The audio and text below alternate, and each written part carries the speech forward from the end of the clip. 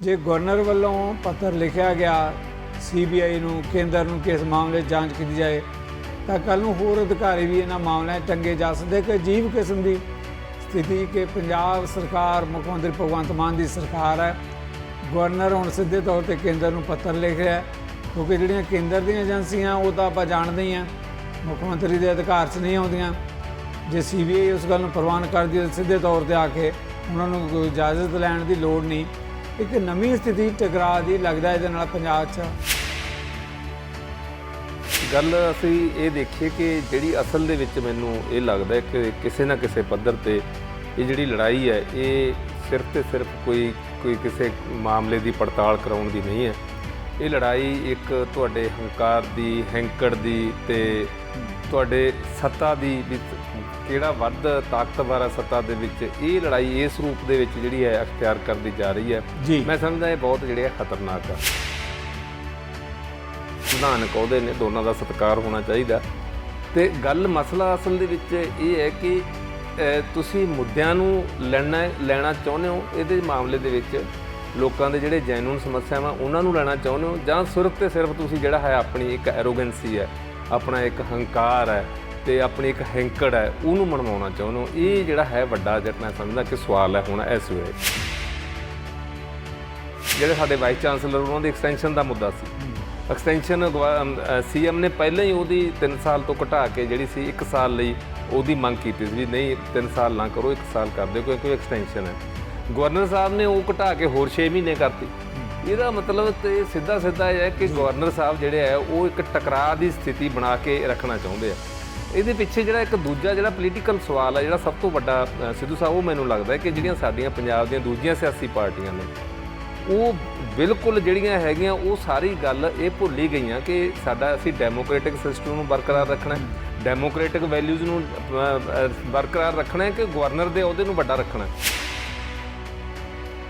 Political ਆਗੂ ਦੇ ਜਿਹੜੀ ਸਜ਼ਾ ਦਾ ਮਾਮਲਾ ਹੈਗਾ ਉਹਦੇ ਨਾਲ ਕੀ ਸੀ ਕਿ ਉਹਨੂੰ ਪਾਰਲੀਮੈਂਟ ਤੋਂ ਬਾਹਰ ਕਰ ਦਿੱਤਾ ਗਿਆ ਸੀ। ਪਾਰਲੀਮੈਂਟ ਦੀ ਮੈਂਬਰਸ਼ਿਪ ਕਾਂਗਰਸ ਵਾਲੇ ਕਹਿੰਦੇ ਕਿ ਕੁਝ ਹੀ ਘੰਟਿਆਂ ਦੇ ਅੰਦਰ, ਜਿਉਂ ਹੀ ਗੁਜਰਾਤ ਦਾ ਫੈਸਲਾ ਆਇਆ, ਕੁਝ ਘੰਟਿਆਂ ਦੇ ਅੰਦਰ ਸਪੀਕਰ ਨੇ ਕਿਹਾ ਵੀ ਕਿਤੇ ਦੇਰੀ ਨਾ ਹੋ ਜਾਏ, ਛੇਤੀ ਜਿਹੜਾ ਹੈਗਾ ਇਹਨੂੰ ਬਾਹਰ ਕੱਢੋ। ਰਾਹੁਲ ਗਾਂਧੀ ਦੀ ਉਹਦੀ ਮੈਂਬਰਸ਼ਿਪ ਖਾਰਜ ਕਰ ਦਿੱਤੀ ਗਈ ਹੈ। ਤੇ ਹੁਣ ਸੁਪਰੀਮ ਕੋਰਟ ਦੇ ਫੈਸਲੇ ਦੇ ਨਾਲ ਰਾਹੁਲ ਗਾਂਧੀ ਦੇ ਬਾਰੇ ਜਿਹੜੀ ਉਹ ਸਟੇ ਲੱਗੀ ਹੈ ਤੇ ਮੈਂਬਰਸ਼ਿਪ ਬਹਾਲ ਹੋਣੀ ਸੁਭਾਵਿਕ ਹੈ। ਹੁਣ ਰਾਜਨੀਤਿਕ ਪੱਧਰ 'ਤੇ ਜੇ ਆਪਾਂ ਦੇਖੀਏ, ਜੇ ਆਪਾਂ ਪਿਛਲਾ ਤਜਰਬਾ ਦੇਖਦੇ ਹਾਂ, ਭਾਜਪਾ ਦੇ ਲਈ ਲੱਗਦਾ ਹੈ ਕਿ ਬਹੁਤ ਵੱਡੀ ਚੁਣੌਤੀ ਜਿਹੜਾ ਸਾਰਾ ਹੀ ਇਹ ਮਾਮਲਾ ਹੈ ਰਾਹੁਲ ਗਾਂਧੀ ਵਾਲਾ, ਇੰਨਾ ਵੱਡਾ ਮਾਮਲਾ ਤਾਂ ਹੈ ਨਹੀਂ ਸੀ ਜਿਸ ਤਰੀਕੇ ਨਾਲ ਇਹ ਬਹੁਤ ਵੱਡਾ ਮੁੱਦਾ ਬਣਾਇਆ ਗਿਆ। ਤੇ ਇੱਕ ਗੱਲ ਹੀ ਸਮਝ ਨਹੀਂ ਆਉਂਦੀ, ਇੱਕ ਪਾਸੇ BJP ਦੇ ਲੀਡਰ ਸਾਰੇ ਪ੍ਰਧਾਨ ਮੰਤਰੀ ਤੋਂ ਲੈ ਕੇ ਹੇਠਾਂ ਬਲਾਕ ਪੱਧਰ ਦੇ ਜਿਹੜੇ ਅਹੁਦੇਦਾਰਾਂ ਤੱਕ ਇਹ ਕਹਿੰਦੇ ਆ ਵੀ ਦੇਖੋ ਜੀ ਕਾਂਗਰਸ ਤਾਂ ਹੁਣ ਦੇਸ਼ 'ਚ ਜਿਹੜੀ ਹਾਸ਼ੀ ਤੇ ਚਲੀ ਗਈ, ਕਾਂਗਰਸ ਤਾਂ ਹੁਣ ਬਾਹਰ ਹੋ ਗਈ, ਕਾਂਗਰਸ ਮੁਕਤ ਭਾਰਤ, ਹੋਰ ਇੱਦਾਂ ਦੇ ਨਾਅਰੇ ਦਿੱਤੇ ਗਏ। ਹੁਣ ਇਹ ਲੱਗਦਾ ਵੀ ਰਾਹੁਲ ਗਾਂਧੀ ਤੋਂ ਡਰੀ ਕਿਉਂ ਹੋਈ ਹੈ ਇੰਨੀ BJP? ਇਹ ਸਾਰੇ ਕੇਸ ਦੇ ਵਿੱਚੋਂ ਜਿਹੜਾ ਹੈ ਇਹ ਇੱਕ ਨਵਾਂ ਜਿਹੜਾ ਇੱਕ ਤੁਸੀਂ ਉੱਭਰ ਕੇ ਆਇਆ ਜਿਹੜਾ ਵਰਤਾਰਾ ਇੱਕ ਨਵਾਂ। ਹੁਣ BJP ਦੇ ਜਿਹੜੇ ਕਿਤੇ ਕੋਈ ਸਪੋਕਸਮੈਨ ਕੋਈ ਉਹ ਕਹਿ ਰਿਹਾ ਕਿ ਨਹੀਂ ਇਹ ਕੋਈ ਗੱਲ ਨਹੀਂ, ਜੇ ਇਹਦੇ ਚੋਂ ਬਰੀ ਵੀ ਹੋ ਜਾਂਦਾ, ਹੋਰ ਬਹੁਤ ਕੇਸ ਨੇ ਸਾਡੇ ਕੋਲੇ ਰਾਹੁਲ ਦੇ ਖਿਲਾਫ।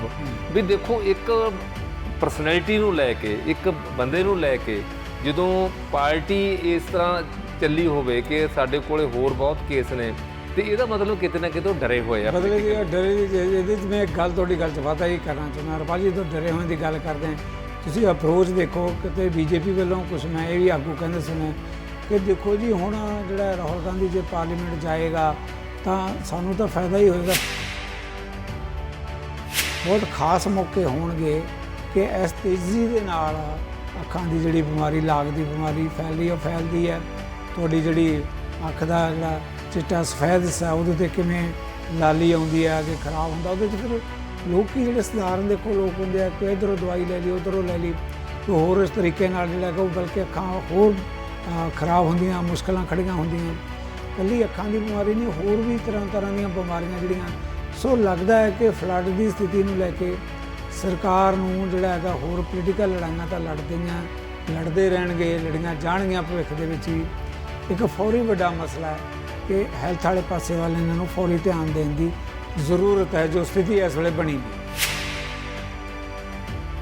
ਹੁਣ ਪਹਿਲਾਂ ਬਹੁਤ ਰੇਅਰ ਹੁੰਦਾ ਸੀ ਕਦੇ ਕਿ ਹੋ ਜਾਂਦਾ, ਕਿਉਂਕਿ ਇਹ ਲਾਗ ਦੀ ਬਿਮਾਰੀ ਹੈ, ਬਹੁਤ ਛੇਤੀ ਅੱਗੇ ਜਿਹੜੀ ਹੈ ਉਹ ਫੈਲਦੀ ਹੈ। ਉਹਨਾਂ ਇਲਾਕਿਆਂ 'ਚ ਇਹਦਾ ਜ਼ਿਆਦਾ ਪ੍ਰਭਾਵ ਹੈ, ਵੈਸੇ ਤਾਂ ਪੂਰੇ ਪੰਜਾਬ 'ਚ ਹੀ ਹੈ, ਜਿੱਥੇ ਹੜ੍ਹ ਆਏ ਹੋਏ ਉੱਥੇ ਜ਼ਿਆਦਾ ਜਿਹੜਾ ਹੈ ਇਹਦਾ ਪ੍ਰਭਾਵ ਹੈ। ਉਹਦੇ ਲਈ ਉਹਦੇ ਕੋਈ ਮੈਡੀਸਨ, ਉਹਦੇ ਲਈ ਜਿਹੜਾ ਹੈ ਕੋਈ ਜਿਹੜੀ ਹੈ ਉਹਦੇ ਲਈ ਕੋਈ ਪ੍ਰੀਕਾਸ਼ਨ। ਅੱਛਾ, ਇਸ ਤੋਂ ਪਹਿਲਾਂ ਉੱਥੇ ਕਈ ਥਾਵਾਂ 'ਤੇ ਪੇਚਸ ਦੀ ਬਿਮਾਰੀ ਦੀ ਬੜੀ ਪ੍ਰੋਬਲਮ ਆਈ, ਜਿੱਥੇ ਡਾਇਰੀਆ ਦੀ ਜਾਂ ਆਪਣਾ ਚਲੋ ਅਜੇ ਹੈਜਾ ਹੂਜਾ ਵਗੈਰਾ ਇਹ ਤੋਂ ਅਜੇ ਬਚਿਆ ਹੋਇਆ, ਕੋਈ ਬਹੁਤੀਆਂ ਇਹਦੀਆਂ ਖਬਰਾਂ ਨਹੀਂ ਆਈਆਂ, ਪਰ ਡਾਇਰੀਆ ਦੀਆਂ ਬਹੁਤ ਖਬਰਾਂ ਆਈਆਂ, ਕਈ ਮੌਤਾਂ ਵੀ ਹੋ ਗਈਆਂ ਡਾਇਰੀਆ ਨਾਲ। ਡਾਇਰੀਆ, ਡੇਂਗੂ ਹੈ, ਹਾਂਜੀ, ਜਾਂ ਡੇਂਗੂ।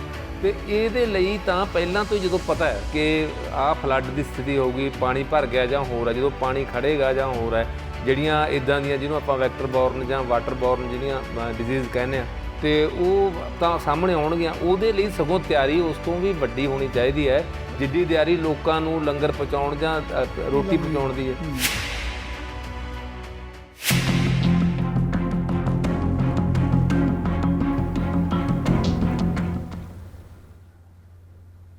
ਵਾਰਸਤਵਾਰ ਪ੍ਰੋਗਰਾਮ ਜਗਤਾਰ ਸਿੰਘ ਸਿੱਧੂ ਵੱਲੋਂ ਦਰਸ਼ਕਾਂ ਨੂੰ ਸਤਿ ਸ਼੍ਰੀ ਅਕਾਲ।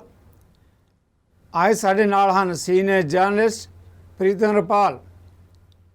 ਪੰਜਾਬ ਦੇ ਵੱਖ-ਵੱਖ ਖੇਤਰਾਂ 'ਚ ਰਿਪੋਰਟਿੰਗ ਕਰਨ ਦਾ ਇੱਕ ਲੰਬਾ ਤਜਰਬਾ, ਪੰਜਾਬ ਦੀਆਂ ਘਟਨਾਵਾਂ ਨੂੰ ਬੜਾ ਨਜ਼ਦੀਕ ਤੋਂ ਦੇਖਦੇ ਹੈ। ਇਹਨਾਂ ਨਾਲ ਆਪਾਂ ਪੰਜਾਬ ਦੇ ਵੱਖ-ਵੱਖ ਮੁੱਦਿਆਂ 'ਤੇ ਹਮੇਸ਼ਾ ਦੀ ਤਰ੍ਹਾਂ ਜਿਸ ਤਰ੍ਹਾਂ ਆਪਾਂ ਇਸ ਮੁੱਦੇ 'ਤੇ ਪ੍ਰੋਗਰਾਮ ਲੈਂਦੇ ਹਾਂ, ਪੰਜਾਬ ਦੀਆਂ ਰਾਜਸੀ ਘਟਨਾਵਾਂ ਹੋਣ, ਸਮਾਜਿਕ ਹੋਣ, ਧਾਰਮਿਕ ਹੋਣ ਜਾਂ ਕੌਮੀ ਪੱਧਰ ਦੀਆਂ ਘਟਨਾਵਾਂ, ਉਹਨਾਂ ਮੁੱਦਿਆਂ 'ਤੇ ਆਪਾਂ ਕਰਾਂਗੇ ਚਰਚਾ।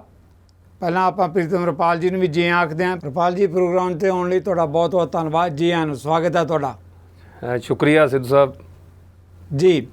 ਰੁਪਾਲ ਜੀ, ਜਿਸ ਮੁੱਦੇ 'ਤੇ ਆਪਾਂ ਚਰਚਾ ਕਰ ਰਹੇ ਹਾਂ, ਦੇਖੋ ਅਸੀਂ ਆਪਣੇ ਦਰਸ਼ਕਾਂ ਨਾਲ ਵੀ ਸਾਂਝਾ ਕਰਨਾ ਚਾਹਾਂਗੇ ਕਿ ਪਿਛਲੇ ਕਾਫੀ ਦਿਨਾਂ ਤੋਂ ਜੇ ਆਪਾਂ ਗੱਲ ਕਰੀਏ ਗਵਰਨਰ ਦੀ, ਪੰਜਾਬ ਦੇ ਮੁੱਖ ਮੰਤਰੀ ਦੀ, ਇੱਕ ਲਗਾਤਾਰ ਟਕਰਾਅ ਦੀ ਸਥਿਤੀ ਤਾਂ ਬਣੀ ਹੋਈ। ਆਪਾਂ ਪਹਿਲਾਂ ਵੀ ਇਹਨਾਂ ਮੁੱਦਿਆਂ 'ਤੇ ਚਰਚਾ ਕਰਦੇ ਰਹਿੰਦੇ ਹਾਂ, ਪਰ ਇੱਕ ਜਿਹੜੀ ਨਵੀਂ ਸਿਚੁਏਸ਼ਨ ਡਿਵੈਲਪ ਕੀਤੀ ਹੈ, ਉਸ ਮੁੱਦੇ ਦਾ ਮੈਂ ਜ਼ਿਕਰ ਕਰਨਾ ਚਾਹੁੰਦਾ ਕਿ ਜਿਸ ਤਰੀਕੇ ਨਾਲ ਕੁਲਦੀਪ ਸਿੰਘ ਚਾਹਲ, ਜਲੰਧਰ ਦੇ ਪੁਲਿਸ ਕਮਿਸ਼ਨਰ, ਪਹਿਲਾਂ ਚੰਡੀਗੜ੍ਹ ਦੇ ਵਿੱਚ SSP ਰਹੇ ਹੈ, ਉਸ ਦੌਰ ਦੇ ਵਿੱਚ ਉਹਨਾਂ ਦੇ ਖਿਲਾਫ ਕਈ ਤਰ੍ਹਾਂ ਦੇ ਐਲੀਗੇਸ਼ਨ, ਦੋਸ਼ ਚਾਹਲ ਦੇ ਖਿਲਾਫ ਲੱਗਦੇ ਰਹੇ।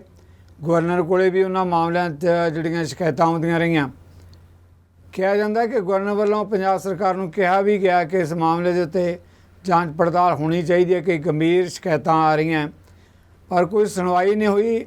ਆਖਰ ਕੀ ਹੋਇਆ ਕਿ ਕੁਲਦੀਪ ਚਾਹਲ ਨੂੰ ਜਿਹੜਾ ਹੈਗਾ ਚੰਡੀਗੜ੍ਹ ਦੇ ਉਸ ਅਹੁਦੇ ਤੋਂ ਪੁਲਿਸ ਜਿਹੜਾ SSP ਦਾ ਅਹੁਦਾ ਸੀ, ਉਸ ਤੋਂ ਰੁਖਸਤ ਕਰ ਦਿੱਤਾ ਗਿਆ। ਅਤੇ ਪੰਜਾਬ ਵਾਲਿਆਂ ਨੇ ਵੀ ਕੀ ਕੀਤਾ ਕਿ ਉਸ ਨੂੰ ਜਲੰਧਰ ਦਾ ਪੁਲਿਸ ਕਮਿਸ਼ਨਰ ਲਾਤਾ, ਇੱਕ ਤਰ੍ਹਾਂ ਦਾ, ਜਾਣੀ ਉਹਦਾ ਰੁਤਬਾ ਪਹਿਲਾਂ ਨਾਲੋਂ ਵੀ ਵਧਾ ਦਿੱਤਾ।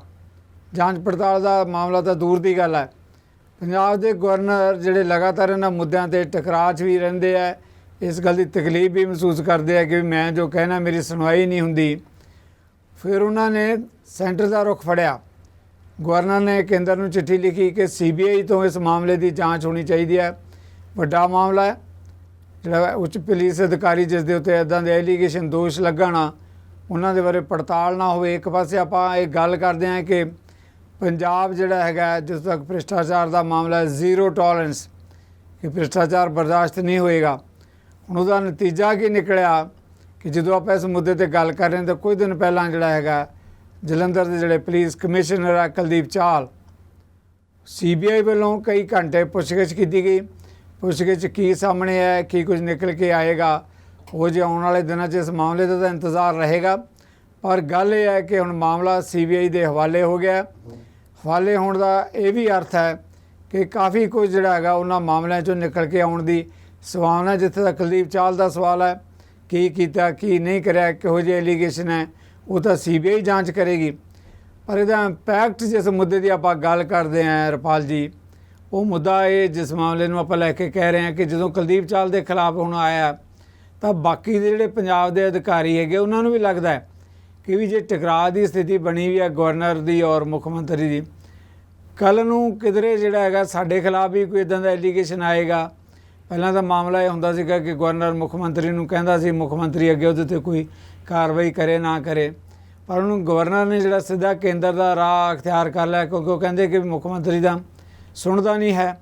ਇਹ ਕਾਫੀ ਅੜਕੰਬ ਜਿਹਾ ਆਪਾਂ ਕਹਿ ਸਕਦੇ ਹਾਂ ਕਿ ਪੰਜਾਬ ਦੀ ਜਿਹੜੀ ਐਡਮਿਨਿਸਟ੍ਰੇਸ਼ਨ ਕਹਿ ਲਓ, ਅਧਿਕਾਰੀਆਂ 'ਚ ਮੱਚਿਆ ਕਿ ਕੱਲ੍ਹ ਨੂੰ ਕੋਈ ਵੀ ਇਸ ਮਾਮਲੇ 'ਚ ਟਾਰਗੇਟ 'ਤੇ ਆ ਲੱਗ ਸਕਦਾ ਹੈ। ਜੇ ਗਵਰਨਰ ਵੱਲੋਂ ਪੱਤਰ ਲਿਖਿਆ ਗਿਆ CBI ਨੂੰ, ਕੇਂਦਰ ਨੂੰ, ਕਿ ਇਸ ਮਾਮਲੇ 'ਚ ਜਾਂਚ ਕੀਤੀ ਜਾਏ, ਤਾਂ ਕੱਲ੍ਹ ਨੂੰ ਹੋਰ ਅਧਿਕਾਰੀ ਵੀ ਇਹਨਾਂ ਮਾਮਲਿਆਂ 'ਚ ਟੰਗੇ ਜਾ ਸਕਦੇ। ਇੱਕ ਅਜੀਬ ਕਿਸਮ ਦੀ ਸਥਿਤੀ ਕਿ ਪੰਜਾਬ ਸਰਕਾਰ, ਮੁੱਖ ਮੰਤਰੀ ਭਗਵੰਤ ਮਾਨ ਦੀ ਸਰਕਾਰ ਹੈ, ਗਵਰਨਰ ਹੁਣ ਸਿੱਧੇ ਤੌਰ 'ਤੇ ਕੇਂਦਰ ਨੂੰ ਪੱਤਰ ਲਿਖ ਰਿਹਾ ਹੈ, ਕਿਉਂਕਿ ਜਿਹੜੀਆਂ ਕੇਂਦਰ ਦੀਆਂ ਏਜੰਸੀਆਂ ਉਹ ਤਾਂ ਆਪਾਂ ਜਾਣਦੇ ਹੀ ਹਾਂ ਮੁੱਖ ਮੰਤਰੀ ਦੇ ਅਧਿਕਾਰ 'ਚ ਨਹੀਂ ਆਉਂਦੀਆਂ। ਜੇ CBI ਉਸ ਗੱਲ ਨੂੰ ਪ੍ਰਵਾਨ ਕਰਦੀ ਹੈ ਤਾਂ ਸਿੱਧੇ ਤੌਰ 'ਤੇ ਆ ਕੇ ਉਹਨਾਂ ਨੂੰ ਕੋਈ ਇਜਾਜ਼ਤ ਲੈਣ ਦੀ ਲੋੜ ਨਹੀਂ। ਇੱਕ ਨਵੀਂ ਸਥਿਤੀ ਟਕਰਾਅ ਦੀ ਲੱਗਦਾ ਇਹਦੇ ਨਾਲ ਪੰਜਾਬ 'ਚ। ਕਿਵੇਂ ਦੇਖਦੇ ਹੋ ਸਥਿਤੀ ਨੂੰ ਹਰਪਾਲ ਜੀ? ਸਿੱਧੂ ਸਾਹਿਬ ਦੇਖੋ, ਇੱਕ ਤਾਂ ਗੱਲ ਜਿਹੜੀ ਹੈ ਨਾ, ਇਹਨੂੰ ਸਿਰਫ ਆਪਾਂ ਇੰਨਾ ਕੁ ਨਾ ਦੇਖੀਏ ਕਿ ਗਵਰਨਰ ਨੇ ਲਿਖਤਾ ਤੇ ਹੁਣ CBI ਜਾਂਚ ਕਰੇਗੀ, ਉਹਦੇ 'ਚੋਂ ਕੀ ਨਿਕਲੇਗਾ ਕੀ ਨਹੀਂ ਨਿਕਲੇਗਾ। ਗੱਲ ਅਸੀਂ ਇਹ ਦੇਖੀਏ ਕਿ ਜਿਹੜੀ ਅਸਲ ਦੇ ਵਿੱਚ ਮੈਨੂੰ ਇਹ ਲੱਗਦਾ ਕਿ ਕਿਸੇ ਨਾ ਕਿਸੇ ਪੱਧਰ 'ਤੇ ਇਹ ਜਿਹੜੀ ਲੜਾਈ ਹੈ ਇਹ ਸਿਰਫ ਤੇ ਸਿਰਫ ਕੋਈ ਕਿਸੇ ਮਾਮਲੇ ਦੀ ਪੜਤਾਲ ਕਰਾਉਣ ਦੀ ਨਹੀਂ ਹੈ। ਇਹ ਲੜਾਈ ਇੱਕ ਤੁਹਾਡੇ ਹੰਕਾਰ ਦੀ, ਹੈਂਕੜ ਦੀ ਤੇ ਤੁਹਾਡੇ ਸੱਤਾ ਦੀ ਵੀ ਕਿਹੜਾ ਵੱਧ ਤਾਕਤਵਰ ਹੈ ਸੱਤਾ ਦੇ ਵਿੱਚ, ਇਹ ਲੜਾਈ ਇਸ ਰੂਪ ਦੇ ਵਿੱਚ ਜਿਹੜੀ ਹੈ ਅਖਤਿਆਰ ਕਰਦੀ ਜਾ ਰਹੀ ਹੈ। ਮੈਂ ਸਮਝਦਾ ਇਹ ਬਹੁਤ ਜਿਹੜੇ ਹੈ ਖਤਰਨਾਕ ਆ। ਹੁਣ ਤੱਕ ਜੋ ਵੀ ਪਿਛਲੀਆਂ ਸਾਰੀਆਂ ਘਟਨਾਵਾਂ ਹੋਈਆਂ ਨੇ ਇਹਨੂੰ ਉਹਦੇ ਨਾਲੋਂ ਤੋੜ ਕੇ ਅਲੱਗ ਨਹੀਂ ਵੇਖਿਆ ਜਾ ਸਕਦਾ। ਗਵਰਨਰ ਸਾਹਿਬ ਦੇ ਨਾਲ ਜਿਸ ਤਰ੍ਹਾਂ CM ਸਾਹਿਬ ਦਾ ਜੋ ਚਿੱਠੀ ਪੱਤਰ ਚੱਲਿਆ, ਨੁਕਤਾਚੀਨੀ ਇੱਕ ਦੂਜੇ ਦੀ ਕੀਤੀ ਜਾਂ ਹੋਰ ਹੈ। ਹੁਣ ਦੇਖੋ, ਪਹਿਲਾਂ ਇਸ ਮੁੱਦੇ 'ਤੇ ਜਿਹੜੇ ਹੈ ਉਹ ਚੱਲਦਾ ਰਿਹਾ ਕਿ ਜੀ ਸਾਡਾ ਸੰਵਿਧਾਨਕ ਅਹੁਦਾ ਹੈ, ਗਵਰਨਰ ਸਾਹਿਬ ਦਾ ਸੰਵਿਧਾਨਕ ਅਹੁਦਾ ਹੈ, ਮੁੱਖ ਮੰਤਰੀ ਕਹਿ ਰਹੇ ਆ ਕਿ ਮੈਂ ਇੱਕ ਚੁਣਿਆ ਹੋਇਆ ਨੁਮਾਇੰਦਾ, ਮੈਂ ਵੀ ਸੰਵਿਧਾਨ ਦੇ ਮੁਤਾਬਕ ਚੁਣਿਆ, ਮੈਂ ਪੰਜਾਬ ਦੇ ਕਰੋੜਾਂ ਲੋਕਾਂ ਨੂੰ ਜਵਾਬ ਤੇ ਇਹਦੇ 'ਚ ਦੇਖੋ ਕੋਈ ਦੋ ਰਾਵਾਂ ਨਹੀਂ ਹੈ ਇਹਨਾਂ ਗੱਲਾਂ ਦੇ ਵਿੱਚ। ਤੇ ਦੋਨੇ ਸੰਵਿਧਾਨਕ ਅਹੁਦੇ ਨੇ, ਦੋਨਾਂ ਦਾ ਸਤਿਕਾਰ ਹੋਣਾ ਚਾਹੀਦਾ।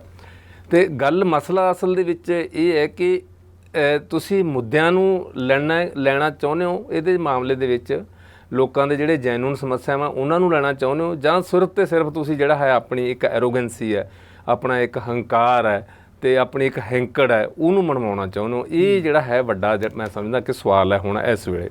ਦੇਖੋ, ਇੱਕ ਪਾਸੇ ਦਿੱਲੀ ਦੇ ਵਿੱਚ, ਕਿਉਂਕਿ ਦਿੱਲੀ ਦੇ ਵਿੱਚ ਪੂਰੀ ਜਿਹੜਾ ਹੈ ਉਹਨੂੰ ਫੁੱਲ ਫਲੈਜਡ ਸਟੇਟ ਦਾ ਜਿਹੜਾ ਹੈਗਾ ਉਹ ਨਹੀਂ ਹੈ, ਦਰਜਾ ਨਹੀਂ ਹੈ, ਤੇ ਪੰਜਾਬ ਨੂੰ ਤਾਂ ਹੈ।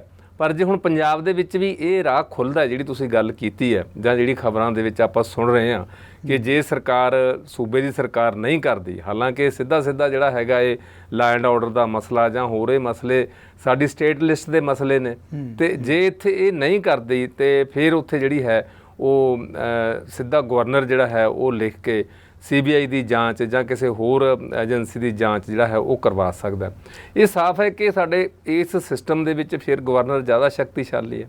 ਜੇ ਗਵਰਨਰ ਸ਼ਕਤੀਸ਼ਾਲੀ ਹੈ ਤਾਂ ਜਿਹੜਾ ਫਿਰ ਸਾਡਾ ਸੰਵਿਧਾਨ ਹੈ, ਸੰਵਿਧਾਨ ਦੇ ਵਿੱਚ ਜਿਹੜੀ ਇੱਕ ਤਾਕਤਾਂ ਦੀ, ਸ਼ਕਤੀਆਂ ਦੀ ਵੰਡ ਕੀਤੀ ਹੋਈ ਹੈ, ਤਕਸੀਮ ਕੀਤੀ ਹੋਈ ਹੈ, ਉਹਦੇ 'ਚ ਕਿ ਆਹ ਸਟੇਟ ਲਿਸਟ ਦੇ ਨੇ, ਆਹ ਕੌਨਕਰੈਂਟ ਲਿਸਟ ਦੇ ਨੇ, ਜਿਹੜੀ ਸਾਂਝੀ ਜਾਂ ਸੰਵਰਤੀ ਸੂਚੀ ਆਪਾਂ ਕਹਿੰਦੇ ਹਾਂ, ਜਾਂ ਇਹ ਯੂਨੀਅਨ ਲਿਸਟ ਦੇ ਨੇ ਜਿਹਨੂੰ ਆਪਾਂ ਸੰਘੀ ਸੂਚੀ ਜਾਂ ਕੇਂਦਰ ਦੀ ਸੂਚੀ ਕਹਿੰਦੇ ਹਾਂ, ਅੱਡ ਜਿਹੜੇ ਮਹਿਕਮੇ ਨੇ। ਹੁਣ ਦੇਖੋ, 2-3 ਗੱਲਾਂ ਇਹ ਨਾਲ ਪੈਰਲਲ ਜਿਹੜੀਆਂ ਹੈਗੀਆਂ ਉਹ ਸ਼ੁਰੂ ਹੋ ਗਈਆਂ। ਇਹਨਾਂ ਨੂੰ ਇੱਕ ਦੂਜੇ ਨਾਲੋਂ ਅਲੱਗ ਕਰਕੇ ਨਹੀਂ ਵੇਖਿਆ ਜਾ ਸਕਦਾ। ਇੱਕ ਪਾਸੇ ਸੁਪਰੀਮ ਕੋਰਟ ਦੇ ਵਿੱਚ ਜਿਹੜਾ ਹੈ ਜੰਮੂ ਕਸ਼ਮੀਰ 'ਚੋਂ ਜਿਹੜੀ ਦਫਾ 370 ਖਤਮ ਕਰਨ ਵਾਲੇ ਦੇ ਮੁੱਦੇ ਦੇ ਖਿਲਾਫ ਪਟੀਸ਼ਨਾਂ 'ਤੇ ਸੁਣਵਾਈ ਸ਼ੁਰੂ ਹੋ ਗਈ ਹੈ। ਸੁਪਰੀਮ ਕੋਰਟ 'ਚ ਦੂਜੇ ਪਾਸੇ ਲੋਕ ਸਭਾ ਨੇ ਜਿਹੜਾ ਹੈ ਦਿੱਲੀ ਸੇਵਾਵਾਂ ਬਿੱਲ ਜਿਹੜਾ ਹੈਗਾ ਇਹ ਪਾਸ ਕਰ ਦਿੱਤਾ ਹੈ। ਸਾਡੇ ਕੇਂਦਰੀ ਗ੍ਰਹਿ ਮੰਤਰੀ ਅਮਿਤ ਸ਼ਾਹ ਜੀ ਨੇ ਬੜਾ ਧੂਆਂ ਧਾਰੇ ਤੇ ਭਾਸ਼ਣ ਦਿੱਤਾ ਕਿ ਇਹਦਾ ਤਾਂ ਬਹੁਤ ਜ਼ਰੂਰੀ ਹੈ ਦਿੱਲੀ ਦੇ ਵਿੱਚ ਹੋਣਾ। ਤੇ ਤੀਜੀ ਹੁਣ ਜਿਹੜੀ ਇਹ ਗੱਲ ਨਾਲ ਸ਼ੁਰੂ ਹੋ ਗਈ ਕਿ ਪੰਜਾਬ ਦੇ ਵਿੱਚ ਇਹ ਸਾਰਾ ਕੁਝ ਜਿਹੜਾ ਹੋ ਰਿਹਾ। ਇੱਕ ਇਸ ਮਾਮਲੇ 'ਤੇ ਮੈਂ ਤੁਹਾਨੂੰ ਵਿੱਚੋਂ ਟੋਕਣ ਲੱਗਾ, ਤੁਸੀਂ ਆਪਣੀ ਗੱਲ ਕੰਟੀਨਿਊ ਰੱਖੋ, ਮੈਂ ਥੋੜ੍ਹਾ ਗੱਲ 'ਚ ਵਾਧਾ ਹੀ ਕਰਨਾ ਚਾਹੁੰਦਾ। ਜਿਹੜੀ ਤੀਜੀ ਤੁਸੀਂ ਗੱਲ ਕਰ ਰਹੇ ਹੋ ਗਵਰਨਰ ਵਾਲੀ ਔਰ ਮੁੱਖ ਮੰਤਰੀ ਦੇ ਟਕਰਾਅ ਵਾਲੀ, ਦੇਖੋ ਪੰਜਾਬ ਵਾਲੇ ਕਹਿੰਦੇ ਆ ਕਿ ਤੁਸੀਂ 50 ਕਿਲੋਮੀਟਰ ਤੱਕ ਤਾਂ ਪਹਿਲਾਂ ਹੀ ਸਰਹੱਦ ਦੇ ਨਾਂ 'ਤੇ BSF ਨੂੰ ਲੈ ਹੀ ਆਏ ਹੋ ਅੰਦਰ ਤੱਕ। ਜਦੋਂ ਤੱਕ ਚੰਡੀਗੜ੍ਹ ਦਾ ਸਵਾਲ ਹੈ, ਚੰਡੀਗੜ੍ਹ ਤੋਂ ਪੰਜਾਬ ਦਾ ਅਧਿਕਾਰ ਖਤਮ ਕੀਤਾ ਜਾ ਰਿਹਾ। ਜਿਸ ਤਰ੍ਹਾਂ ਹੁਣ ਹਰਿਆਣਾ ਨੂੰ ਜਿਹੜਾ ਉਹਨਾਂ ਦੀ ਰਾਜਧਾਨੀ ਲਈ ਜ਼ਮੀਨ ਦਿੱਤੀ ਗਈ ਹੈ, ਉਹ ਮਾਮਲਾ ਵੀ ਹੈ। ਹੁਣ ਜਦੋਂ ਸਰਕਾਰ ਦਾ ਮਾਮਲਾ ਕਿਸੇ ਵੀ ਅਧਿਕਾਰੀ ਦੇ ਖਿਲਾਫ ਹੈ, ਤਾਂ ਦੇਖੋ ਪੰਜਾਬ ਦਾ ਅਧਿਕਾਰੀ ਹੈ ਨਾ, ਪੰਜਾਬ ਦਾ ਜਿਹੜਾ ਪੁਲਿਸ ਕਮਿਸ਼ਨਰ ਹੈ ਕੁਲਦੀਪ ਚਾਹਲ, ਉਹਦੇ ਖਿਲਾਫ ਐਲੀਗੇਸ਼ਨ ਹੈ ਨਹੀਂ ਹੈ, ਉਹ ਬਾਅਦ ਜਾਂਚ ਨਾਲ ਗੱਲ ਸਾਹਮਣੇ ਆਏਗੀ। ਪਰ ਗਵਰਨਰ ਦੀ ਜਿਹੜੀ ਕਿ ਲੈਟਰ ਦੇ ਉੱਤੇ ਜੋ ਸਿੱਧੇ ਤੌਰ 'ਤੇ ਉੱਥੋਂ CBI ਜਾਂ ED ਜਾਂ ਹੋਰ ਜਿਹੜੀਆਂ ਏਜੰਸੀਆਂ ਆਉਣ ਲੱਗਣਗੀਆਂ, ਤਾਂ ਫਿਰ ਪੰਜਾਬ ਤਾਂ ਇੱਕ ਤਰ੍ਹਾਂ ਦਾ ਉਹਦਾ ਰੁਤਬਾ, ਪੰਜਾਬ ਦਾ ਸਟੇਟਸ ਵਾਲਾ ਰੁਤਬਾ ਵੀ ਇਨਡਾਇਰੈਕਟਲੀ ਐਂ ਨਹੀਂ ਲੱਗਦਾ ਕਿ ਉਹ ਵੀ ਰੁਤਬਾ ਘਟਾਇਆ ਜਾ ਰਿਹਾ? ਬਿਲਕੁਲ ਸਿੱਧੂ ਸਾਹਿਬ, ਉਹ ਤਾਂ ਉਵੇਂ ਹੀ ਹੈ ਨਾ ਫਿਰ, ਜਿਵੇਂ ਹੁਣ ਦਿੱਲੀ 'ਚ ਕਰਨਾ ਚਾਹੁੰਦੇ ਆ ਇਸ ਤਰ੍ਹਾਂ ਉਹ ਕਿਸੇ ਵੀ ਸੂਬੇ ਦੇ ਵਿੱਚ ਇਸ ਤਰ੍ਹਾਂ ਕਰ ਸਕਦੇ ਆ। ਹੁਣ ਇਹ ਅਸਲ ਦੇ ਵਿੱਚ ਇਹ ਪਹਿਲੀ ਵਾਰ ਨਹੀਂ ਹੋਇਆ ਕਿ ਸਿਰਫ ਤੇ ਸਿਰਫ ਸਾਡੇ ਪੰਜਾਬ ਦੇ ਗਵਰਨਰ ਹੀ ਇਹ ਕਰ ਰਹੇ ਨੇ। ਇਹ ਤੋਂ ਪਹਿਲਾਂ ਪੱਛਮੀ ਬੰਗਾਲ ਦੇ ਵਿੱਚ ਸਾਡੇ ਜਿਹੜੇ ਹੁਣ ਉਪ ਰਾਸ਼ਟਰਪਤੀ ਜੀ ਨੇ, ਇਹ ਗਵਰਨਰ ਸੀ ਜਦੋਂ, ਉੱਥੇ ਵੀ ਜਿਹੜਾ ਹੈ ਇਸ ਤੋਂ ਵੀ ਅੱਗੇ ਵੱਧ ਕੇ ਜੋ ਕੁਝ ਕਰਦੇ ਰਹੇ ਨੇ ਉੱਥੇ। ਤੇ ਉਸ ਤੋਂ ਬਿਨਾਂ ਜਿਹੜੀਆਂ ਹੋਰ ਜਿਹੜੇ ਜਿੱਥੇ ਬੀਜੇਪੀ ਦੀਆਂ ਸਰਕਾਰਾਂ ਨਹੀਂ ਹੈਗੀਆਂ, ਜਿਵੇਂ ਤਾਮਿਲਨਾਡੂ ਹੈ ਜਾਂ ਕੇਰਲਾ ਹੈ, ਉੱਥੇ ਵੀ ਇਹ ਸਾਰਾ ਕੁਝ ਕੀਤਾ। ਇੱਥੇ ਹੁਣ ਪਿਛਲੇ ਦਿਨਾਂ 'ਚ ਕੀ ਹੋਇਆ, ਚਲੋ ਇਹ ਤਾਂ ਇੱਕ ਇਹ ਬਹਾਨਾ ਬਣਾ ਸਕਦੇ ਗਵਰਨਰ ਸਾਹਿਬ ਵੀ ਮੈਂ ਯੂਟੀ ਦਾ ਪ੍ਰਸ਼ਾਸਕ ਹੈ, ਐਡਮਿਨਿਸਟ੍ਰੇਟਰ ਹੈ। ਜਦੋਂ ਕੁਲਦੀਪ ਚਾਹਲ ਯੂਟੀ ਦਾ ਅਧਿਕਾਰੀ ਸੀ ਉਦੋਂ ਦੀਆਂ ਇਹ ਬੇਨੇਮੀਆਂ ਹੋਈਆਂ ਨੇ, ਇਸ ਕਰਕੇ ਉਹਦੀ ਜਵਾਬਦੇਹੀ ਬਣਦੀ ਹੈ ਤੇ ਉਹਦਾ ਜਵਾਬ ਮੰਗਣਾ ਵੀ ਬਣਦਾ, ਇਹ ਕਹਿ ਸਕਦੇ ਆ ਜਿਹੜੀ ਗੱਲ। ਹੁਣ ਪਿੱਛੇ ਕੀ ਹੋਇਆ, ਇੱਕ ਜਿਹੜੇ ਸਾਡੇ ਵਾਈਸ ਚਾਂਸਲਰ ਉਹਨਾਂ ਦੀ ਐਕਸਟੈਂਸ਼ਨ ਦਾ ਮੁੱਦਾ ਸੀ। ਐਕਸਟੈਂਸ਼ਨ ਸੀਐਮ ਨੇ ਪਹਿਲਾਂ ਹੀ ਉਹਦੀ 3 ਸਾਲ ਤੋਂ ਘਟਾ ਕੇ ਜਿਹੜੀ ਸੀ 1 ਸਾਲ ਲਈ ਉਹਦੀ ਮੰਗ ਕੀਤੀ ਸੀ ਵੀ ਨਹੀਂ 3 ਸਾਲ ਨਾ ਕਰੋ, 1 ਸਾਲ ਕਰ ਦਿਓ ਕਿਉਂਕਿ ਐਕਸਟੈਂਸ਼ਨ ਹੈ। ਗਵਰਨਰ ਸਾਹਿਬ ਨੇ ਉਹ ਘਟਾ ਕੇ ਹੋਰ 6 ਮਹੀਨੇ ਕਰਤੀ।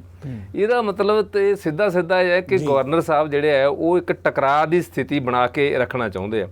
ਇਹਦੇ ਪਿੱਛੇ ਜਿਹੜਾ ਇੱਕ ਦੂਜਾ ਜਿਹੜਾ ਪੋਲੀਟੀਕਲ ਸਵਾਲ ਹੈ ਜਿਹੜਾ ਸਭ ਤੋਂ ਵੱਡਾ ਸਿੱਧੂ ਸਾਹਿਬ, ਉਹ ਮੈਨੂੰ ਲੱਗਦਾ ਹੈ ਕਿ ਜਿਹੜੀਆਂ ਸਾਡੀਆਂ ਪੰਜਾਬ ਦੀਆਂ ਦੂਜੀਆਂ ਸਿਆਸੀ ਪਾਰਟੀਆਂ ਨੇ ਉਹ ਬਿਲਕੁਲ ਜਿਹੜੀਆਂ ਹੈਗੀਆਂ ਉਹ ਸਾਰੀ ਗੱਲ ਇਹ ਭੁੱਲ ਹੀ ਗਈਆਂ ਕਿ ਸਾਡਾ ਅਸੀਂ ਡੈਮੋਕ੍ਰੈਟਿਕ ਸਿਸਟਮ ਨੂੰ ਬਰਕਰਾਰ ਰੱਖਣਾ, ਡੈਮੋਕ੍ਰੈਟਿਕ ਵੈਲਿਊਜ਼ ਨੂੰ ਬਰਕਰਾਰ ਰੱਖਣਾ ਹੈ ਕਿ ਗਵਰਨਰ ਦੇ ਅਹੁਦੇ ਨੂੰ ਵੱਡਾ ਰੱਖਣਾ। ਹਰਪਾਲ ਜੀ, ਬੜਾ ਇੰਪੋਰਟੈਂਟ ਇਸ਼ੂ ਹੈ, ਤੁਸੀਂ ਇਸ ਮੁੱਦੇ 'ਤੇ ਮੈਂ ਥੋੜ੍ਹਾ ਹੋਰ ਤੁਹਾਡੇ ਨਾਲ ਇਸ ਮਾਮਲੇ 'ਚ ਵਾਧਾ ਕਰਨਾ ਚਾਹੁੰਦਾ। ਆਪਣੀ ਗੱਲ ਵੀ ਤੁਸੀਂ ਜ਼ਰੂਰ ਰੱਖਿਓ। ਜਦੋਂ ਪੋਲੀਟੀਕਲ ਪਾਰਟੀਆਂ ਦੀ ਸਥਿਤੀ ਇਹ ਬਣ ਗਈ ਹੈ ਕਿ ਅਸੀਂ, ਕਿਉਂਕਿ ਆਪਣੀ ਜਦੋਂ ਉਹਨਾਂ ਦੀ ਹੋਂਦ ਦਾ ਸਵਾਲ ਹੈ ਹਰਪਾਲ ਜੀ, ਜਦੋਂ ਹੁਣ ਪੰਜਾਬ ਦੇ ਵੱਡੇ ਮੁੱਦਿਆਂ ਦੀ ਗੱਲ ਕਰਦੇ ਹਾਂ, ਆਪਾਂ ਅਕਸਰ ਇਹ ਗੱਲ ਕਹਿੰਦੇ ਰਹਿੰਦੇ ਹਾਂ ਕਿ ਪੰਜਾਬ ਦੀ ਕੋਈ ਵੀ ਪੋਲੀਟੀਕਲ ਪਾਰਟੀ, ਹਰਪਾਲ ਜੀ ਪਿਛਲੇ ਦਿਨਾਂ ਚੇਤੇ ਕਰਕੇ ਦੱਸੋ ਵੀ ਕਿਹੜੀ ਪੋਲੀਟੀਕਲ ਪਾਰਟੀ ਹੈ ਜਿਹਨੇ ਪੰਜਾਬ ਦੇ ਕਿਸੇ ਵੱਡੇ ਮੁੱਦੇ 'ਤੇ ਕੋਈ ਵੱਡੀ ਰੈਲੀ ਕਰੀ ਹੋਵੇ, ਵੱਡਾ ਕੋਈ ਪ੍ਰੋਟੈਸਟ ਕਰਿਆ ਹੋਵੇ, ਚਾਹੇ ਸੈਂਟਰ ਦੇ ਖਿਲਾਫ ਹੋਵੇ ਚਾਹੇ ਜਿਹੜਾ ਹੈਗਾ ਸਟੇਟ ਦੇ ਖਿਲਾਫ ਹੋਵੇ, ਸਵਾਏ ਗਵਰਨਰ ਨੂੰ ਮੈਮੋਰੰਡਮ ਦੇਣ ਦੇ ਕਿ ਜਾਂਦੇ ਆ ਗਵਰਨਰ ਕੋਲ ਮੈਮੋਰੰਡਮ ਦਿੰਦੇ ਆ। ਜਿੱਦਾਂ ਮੈਂ ਅਕਸਰ ਕਹਿਣਾ ਕਿ ਆਪਣੇ ਵਰਗੇ ਮੀਡੀਆ ਵਰਗੇ ਦੋਸਤ ਜਿਹੜੇ ਹੈਗੇ ਆ ਉਹ ਬੁਲਾਉਂਦੇ ਆ, ਖਬਰਾਂ ਲਵਾ ਲੈਂਦੇ ਆ, ਗੱਲ ਖਤਮ।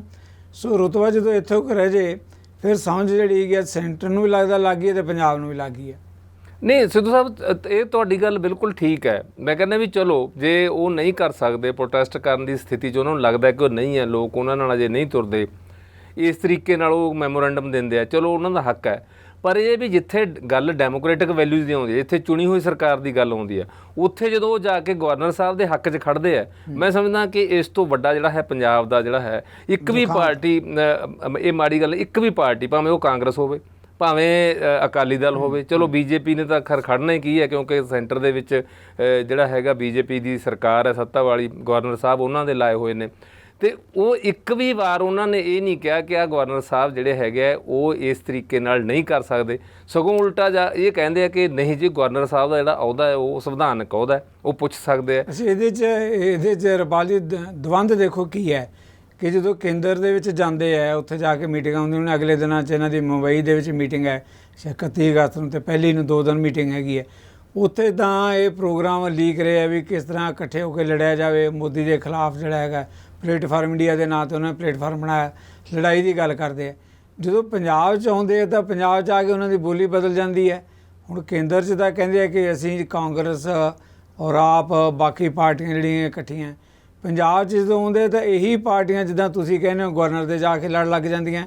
ਹਰ ਮਾਮਲੇ ਦੇ ਉੱਤੇ ਤੁਸੀਂ ਗਵਰਨਰ ਦੀ ਸਪੋਰਟ ਕਰਨੀ, ਉਹਨਾਂ ਦੀ ਹਮਾਇਤ ਕਰਨੀ, ਫਿਰ ਕਿੱਥੋਂ ਤੱਕ ਡੈਮੋਕ੍ਰੈਟਿਕ ਸਿਸਟਮ ਦੀ, ਇਹ ਕਾਂਗਰਸ ਦੀ ਵੀ ਬਹੁਤ ਵੱਡੀ ਇੱਕ ਪੋਲੀਟੀਕਲ ਪਾਰਟੀ ਸਿਸਟਮ ਦਾ ਦਵੰਦ ਕਹਿ ਲਈਏ ਆਪਾਂ ਕਿ ਸਿੱਧੇ ਤੌਰ 'ਤੇ ਲੜਾਈ ਲੜਨ ਦੀ ਬਜਾਏ ਜਾਂ ਪੋਲੀਟੀਕਲ ਸਟੈਂਡ ਲੈਣ ਦੀ ਬਜਾਏ ਤੁਸੀਂ ਹਰ ਮੁੱਦੇ 'ਤੇ ਗਵਰਨਰ ਦੀ ਜਾ ਕੇ ਉਹਦੀ ਸ਼ਰਨ 'ਚ ਜਾਂਦੇ ਹੋ, ਕਹਿੰਦੇ ਕਿ ਆਹ ਹੋ ਗਿਆ ਉਹ ਹੋ ਗਿਆ। ਆਪ ਇੰਡੀਪੈਂਡੈਂਟ ਤੌਰ 'ਤੇ ਕੇਂਦਰ 'ਚ ਜਾਂਦੇ ਹੋ ਤਾਂ ਉੱਥੇ ਕਹਿੰਦੇ ਜੀ ਸਾਡੀ ਲੜਾਈ ਤਾਂ ਮੋਦੀ ਦੇ ਖਿਲਾਫ ਹੈ, ਉਹ 'ਤੇ ਤੁਸੀਂ ਇੱਕੋ ਪਲੇਟਫਾਰਮ 'ਤੇ ਬੈਠਦੇ ਹੋ ਜਾ ਕੇ। ਦੇਖੋ ਸਿੱਧੂ ਸਾਹਿਬ, ਜਿਹੜੀਆਂ ਮੈਂ ਸਮਝਦਾ ਕਿ ਸਾਰੀਆਂ ਗੱਲਾਂ, ਚਲੋ ਜੇ ਕੇਂਦਰ ਦੇ ਵਿੱਚ ਇੱਕ ਵੱਡਾ ਗੱਠਜੋੜ ਬਣਦਾ ਹੈ ਜਾਂ ਹੋਰ ਹੈ, ਉੱਥੇ ਕਈ ਵਾਰੀ ਤੁਹਾਨੂੰ ਆਪਣੀਆਂ ਜਿਹੜੀਆਂ ਰੀਜਨਲ ਗੱਲਾਂ ਨੇ ਉਹ ਛੱਡਣੀਆਂ ਪੈਂਦੀਆਂ ਨੇ ਜਾਂ ਹੋਰ ਹੈ। ਪਰ ਅਸਲ ਗੱਲ ਤਾਂ ਜਿਹੜੀ ਹੈ ਵੀ ਇਹ ਪੋਲੀਟੀਕਲ ਪਾਰਟੀਆਂ ਦਾ ਐਡਾ ਵੱਡਾ ਇਤਿਹਾਸ ਹੈ, ਜਿਹੜੀਆਂ ਆਮ ਆਦਮੀ ਪਾਰਟੀ ਦਾ ਚਲੋ ਕੋਈ ਇਤਿਹਾਸ ਹੀ ਨਹੀਂ ਅਜੇ ਇਤਿਹਾਸ ਬਣਾਉਣ ਲੱਗੇ। ਹਾਂਜੀ, ਤੇ ਇਹਨਾਂ ਦਾ ਤਾਂ ਹੈ ਨਾ, ਇਹਨਾਂ ਨੂੰ ਜਿਹੜੀਆਂ ਹੈਗੀਆਂ ਸਾਡੀਆਂ ਡੈਮੋਕ੍ਰੈਟਿਕ ਵੈਲਿਊਜ਼ ਦਾ, ਸਾਡੀਆਂ ਪਾਰਲੀਮੈਂਟਰੀ ਸਿਸਟਮ ਦਾ, ਸਾਡੀ ਅਸੈਂਬਲੀ ਦਾ, ਸਾਡੇ ਜਿਹੜੇ ਵਿਧਾਇਕ ਨੇ ਉਹਨਾਂ ਦੇ ਅਧਿਕਾਰਾਂ ਦਾ, ਸਾਡੇ ਸਪੀਕਰ ਦੇ ਅਧਿਕਾਰਾਂ ਦਾ ਸਭ ਵੱਧ ਪਤਾ ਸਗੋਂ ਇਹਨਾਂ ਨਾਲੋਂ, ਦੂਜਿਆਂ ਨਾਲੋਂ। ਪਰ ਇਹ ਜਾ ਕੇ ਕਹਿੰਦੇ ਜੀ ਦੇਖੋ, ਕਮਾਲ ਦੀ ਗੱਲ ਤਾਂ ਹੈ ਕਿ ਪੰਜਾਬ ਦੇ ਜਿਹੜੇ ਕਾਂਗਰਸ ਦੇ ਤੇ ਜਿਹੜੇ ਅਕਾਲੀ ਦਲ ਦੇ ਲੀਡਰ ਨੇ ਜਾਂ ਹੋਰ ਹੈ, ਜਿਹੜੇ ਇਹਨਾਂ ਦੇ ਸੈਕੰਡ ਫਰੰਟ ਲਾਈਨ ਦੇ ਜਿਹੜੇ ਹੇਠਲੇ ਲੀਡਰ ਨੇ ਉਹ ਵੀ ਇਹ ਕਹਿੰਦੇ ਜੀ ਅਜੇ ਤਾਂ ਜੀ ਉਸ ਸੈਸ਼ਨ ਦਾ ਹੀ ਨਹੀਂ ਪਤਾ ਵੀ ਉਹ ਜਿਹੜਾ ਵੈਲਿਡ ਹੈ ਕਿ ਨਹੀਂ ਹੈ। ਵੀ ਜੇ ਤੁਹਾਨੂੰ ਨਹੀਂ ਪਤਾ, ਜਿਹੜੇ ਇੰਨਾ ਚਿਰ ਐਮਐਲਏ ਰਹੇ ਹੋ, ਇੰਨਾ ਚਿਰ ਉੱਥੇ ਵਿਧਾਨ ਸਭਾ ਜਾ ਕੇ ਕੀਤਾ ਹੈ, ਉਹ ਸੈਸ਼ਨ 'ਚ ਬਾਈਕਾਟ ਕੀਤਾ, ਚਲੋ ਜੋ ਵੀ ਕੀਤਾ ਉਹ ਸੈਸ਼ਨ ਦਾ ਹਿੱਸਾ ਬਣਿਆ ਇਹ। ਉਹ ਕਹਿੰਦੇ ਜੀ ਇਹ ਤਾਂ ਜੀ ਅਜੇ ਦੇਖੋ ਇਹਦਾ ਹੀ ਨਹੀਂ ਪਤਾ, ਇਹਦੇ 'ਚ ਕਾਨੂੰਨ ਇਹਨਾਂ ਨੇ ਪਾਸ ਕਰਾ ਲਏ ਜੀ। ਹੋਰ ਬਲਕਿ ਇੰਨਾ ਜਿਹੜਾ ਹੈ ਸੀ ਦਿਵਾਲਾ ਨਿਕਲ ਗਿਆ ਪੋਲੀਟੀਕਲੀ ਇਹਨਾਂ ਲੋਕਾਂ ਦਾ। ਤੇ ਅਸੀਂ ਤਾਂ ਚਲੋ ਵਿਦਿਆਰਥੀ ਹਾਂ, ਅਸੀਂ ਤਾਂ ਕਦੇ ਰਾਜਨੀਤੀ 'ਚ ਇਸ ਰੂਪ 'ਚ ਸਿੱਧੇ ਤੌਰ 'ਤੇ ਹਿੱਸਾ ਵੀ ਨਹੀਂ ਲਿਆ। ਅਸੀਂ ਤਾਂ ਰਾਜਨੀਤੀ ਸ਼ਾਸਤਰ ਦੇ ਵਿਦਿਆਰਥੀ ਹਾਂ ਨਾ ਜੀ, ਜਾਂ ਇਤਿਹਾਸ ਦੇ ਵਿਦਿਆਰਥੀ ਹਾਂ। ਤੇ ਬਲਕਿ ਇੰਨਾ ਦਿਵਾਲਾ ਕਦੇ ਨਹੀਂ ਸੀ ਜਿਹੜਾ ਇਹ ਨਿਕਲਿਆ ਕਿ ਸਿਰਫ ਤੇ ਸਿਰਫ ਆਪਣੀਆਂ ਕਿੜਾਂ ਕੱਢਣ ਲਈ, ਮੁੱਖ ਮੰਤਰੀ ਨੂੰ ਨੀਵਾਂ ਵਿਖਾਉਣ ਲਈ ਜਾਂ ਹੋਰ ਹੈ। ਮੈਂ ਬਿਲਕੁਲ ਕਹਿਣਾ ਕਿ ਮੁੱਖ ਮੰਤਰੀ ਜਾਂ ਪੰਜਾਬ ਦੀ ਸਰਕਾਰ ਦੇ ਵਿੱਚ ਹੋਰ ਕਈ ਘਾਟਾਂ ਨੇ ਜਿਹੜੀਆਂ ਉਹਨਾਂ ਵੱਲ ਵੱਧ ਧਿਆਨ ਦੇਣਾ ਚਾਹੀਦਾ ਜਾਂ ਹੋਰ ਹੈ। ਉਹ ਗੱਲਾਂ ਨਾਲ ਚੱਲਦੀਆਂ ਨੇ। ਅਸੀਂ ਇਹ ਨਹੀਂ ਕਹਿੰਦੇ ਕਿ ਬੜੀ ਕਾਮਯਾਬ ਸਰਕਾਰ ਹੈ ਜਾਂ ਬਹੁਤ ਉਹ ਹੈ। ਤੇ ਗੱਲ ਤਾਂ ਇਹ ਨਾ ਵੀ ਜਿੱਥੇ ਤੁਹਾਡੀਆਂ ਪੋਲੀਟੀਕਲ ਵੈਲਿਊਜ਼, ਡੈਮੋਕ੍ਰੈਟਿਕ ਵੈਲਿਊਜ਼ ਮਰਦੀਆਂ ਨੇ, ਤੁਸੀਂ ਚੁਣੇ ਹੋਏ ਨੁਮਾਇੰਦੇ ਹੋ ਲੋਕਾਂ ਦੇ, ਤੁਹਾਨੂੰ ਵੋਟਾਂ ਦੇ ਕੇ ਭੇਜਿਆ, ਤੇ ਉਹਨਾਂ ਨੂੰ ਤੁਸੀਂ ਇਹ ਕਹਿੰਦੇ ਹੋ ਕਿ ਨਹੀਂ ਤੁਸੀਂ ਸਟੇਟ ਕੁਛ ਨਹੀਂ, ਜੇ ਤੁਹਾਡੀਆਂ ਸਟੇਟ ਦੇ ਜਿਹੜੇ ਤੁਹਾਡੇ ਅਧਿਕਾਰ ਨੇ ਜਾਂ ਹੋਰ ਹੈ ਉਹਨਾਂ ਨੂੰ ਤੁਸੀਂ ਜੇ ਹਟਾਇਆ ਜਾ ਰਿਹਾ ਹੈ, ਖਤਮ ਕੀਤਾ ਜਾ ਰਿਹਾ ਹੈ, ਉਹਦੀ ਤੁਸੀਂ ਪੈਰਵੀ ਕਰਦੇ ਹੋ ਉਹਦੇ ਨਾਲ। ਜੀ ਜਦੋਂ ਆਪਾਂ ਇਹਨਾਂ ਦੇ ਅਧਿਕਾਰਾਂ ਦੀ ਗੱਲ ਕਰਦੇ ਹਾਂ ਜਾਂ ਪੰਜਾਬ ਦੇ ਹਿੱਤਾਂ ਦੀ ਗੱਲ ਕਰਦੇ ਹਾਂ, ਦੇਖੋ ਪੰਜਾਬ ਦਾ ਆਪਾਂ ਜਦੋਂ ਜ਼ਿਕਰ ਕਰਦੇ ਹਾਂ ਤਾਂ ਉਹਦੇ 'ਚ ਮੁੱਖ ਵਿਰੋਧੀ ਧਿਰ ਕਿਹੜੀ ਹੈ? ਕਾਂਗਰਸ ਪਾਰਟੀ। ਔਰ ਪ੍ਰਤਾਪ ਸਿੰਘ ਬਾਜਵਾ ਮੁੱਖ ਵਿਰੋਧੀ, ਹਾਲਾਂਕਿ ਤਜਰਬੇਕਾਰ ਨੇਤਾ ਹੈਗੇ ਆ, ਪਾਰਲੀਮੈਂਟ 'ਚ ਰਹੇ ਆ, ਪੰਜਾਬ 'ਚ ਮਿਨਿਸਟਰ ਰਹੇ ਆ, ਹੁਣ ਵਿਰੋਧੀ ਧਿਰ ਦੇ ਆਗੂ ਆ ਸਦਨ ਦੇ ਅੰਦਰ। ਜਿਹੜਾ ਹੁਣ ਲੇਟੈਸਟ ਬਿਆਨ ਜਦੋਂ ਆਪਾਂ ਗੱਲ ਕਰ ਰਹੇ ਹਾਂ ਤਾਂ ਇਹ ਹੈ ਉਹਦਾ ਕਿ ਜੀ ਜਿਹੜੀ ਪੰਜਾਬ ਸਰਕਾਰ ਹੈ ਉਸ ਨੂੰ ਪੰਜਾਬ ਦੇ ਮਾਮਲਿਆਂ ਵੱਲ ਧਿਆਨ ਦੇਣਾ ਚਾਹੀਦਾ ਹੈ, ਉਹਨਾਂ ਨੂੰ ਦੂਜੇ ਮਾਮਲਿਆਂ ਵੱਲ ਧਿਆਨ ਦੇਣ ਦੀ ਲੋੜ ਨਹੀਂ। ਤੁਸੀਂ ਪੰਜਾਬ ਵੱਲ ਤਵੱਜੋ ਦਿਓ, ਹੜ੍ਹਾਂ ਦੀ ਸਥਿਤੀ ਹੈ, ਦੂਜੀ ਸਥਿਤੀ ਹੈ, ਉਹਨਾਂ ਮਾਮਲਿਆਂ ਵੱਲ ਕਿਵੇਂ ਨਜਿੱਠਿਆ ਜਾਣਾ, ਉਸ ਪਾਸੇ ਵੱਲ ਨੂੰ ਧਿਆਨ ਦਿਓ। ਜਾਣੀ ਤੁਸੀਂ ਮੁੱਖ ਮੰਤਰੀ ਨੂੰ ਤਾਂ ਕਹਿੰਦੇ ਆ ਧਿਆਨ ਦਿਓ, ਤੁਹਾਡੀ ਆਪਣੀ ਕੀ ਭੂਮਿਕਾ ਹੈ? ਜਦੋਂ ਆਪਣਾ ਤੁਸੀਂ ਜ਼ਿਕਰ ਕਰਨਾ, ਆਪਣਾ ਕੋਈ ਹਾਜ਼ਰੀ ਲਵਾਉਣੀ ਹੈ ਤਾਂ ਤੁਸੀਂ ਚੁੱਕ ਕੇ ਗਵਰਨਰ ਕੋਲੇ ਚਲੇ ਜਾਂਦੇ ਹੋ।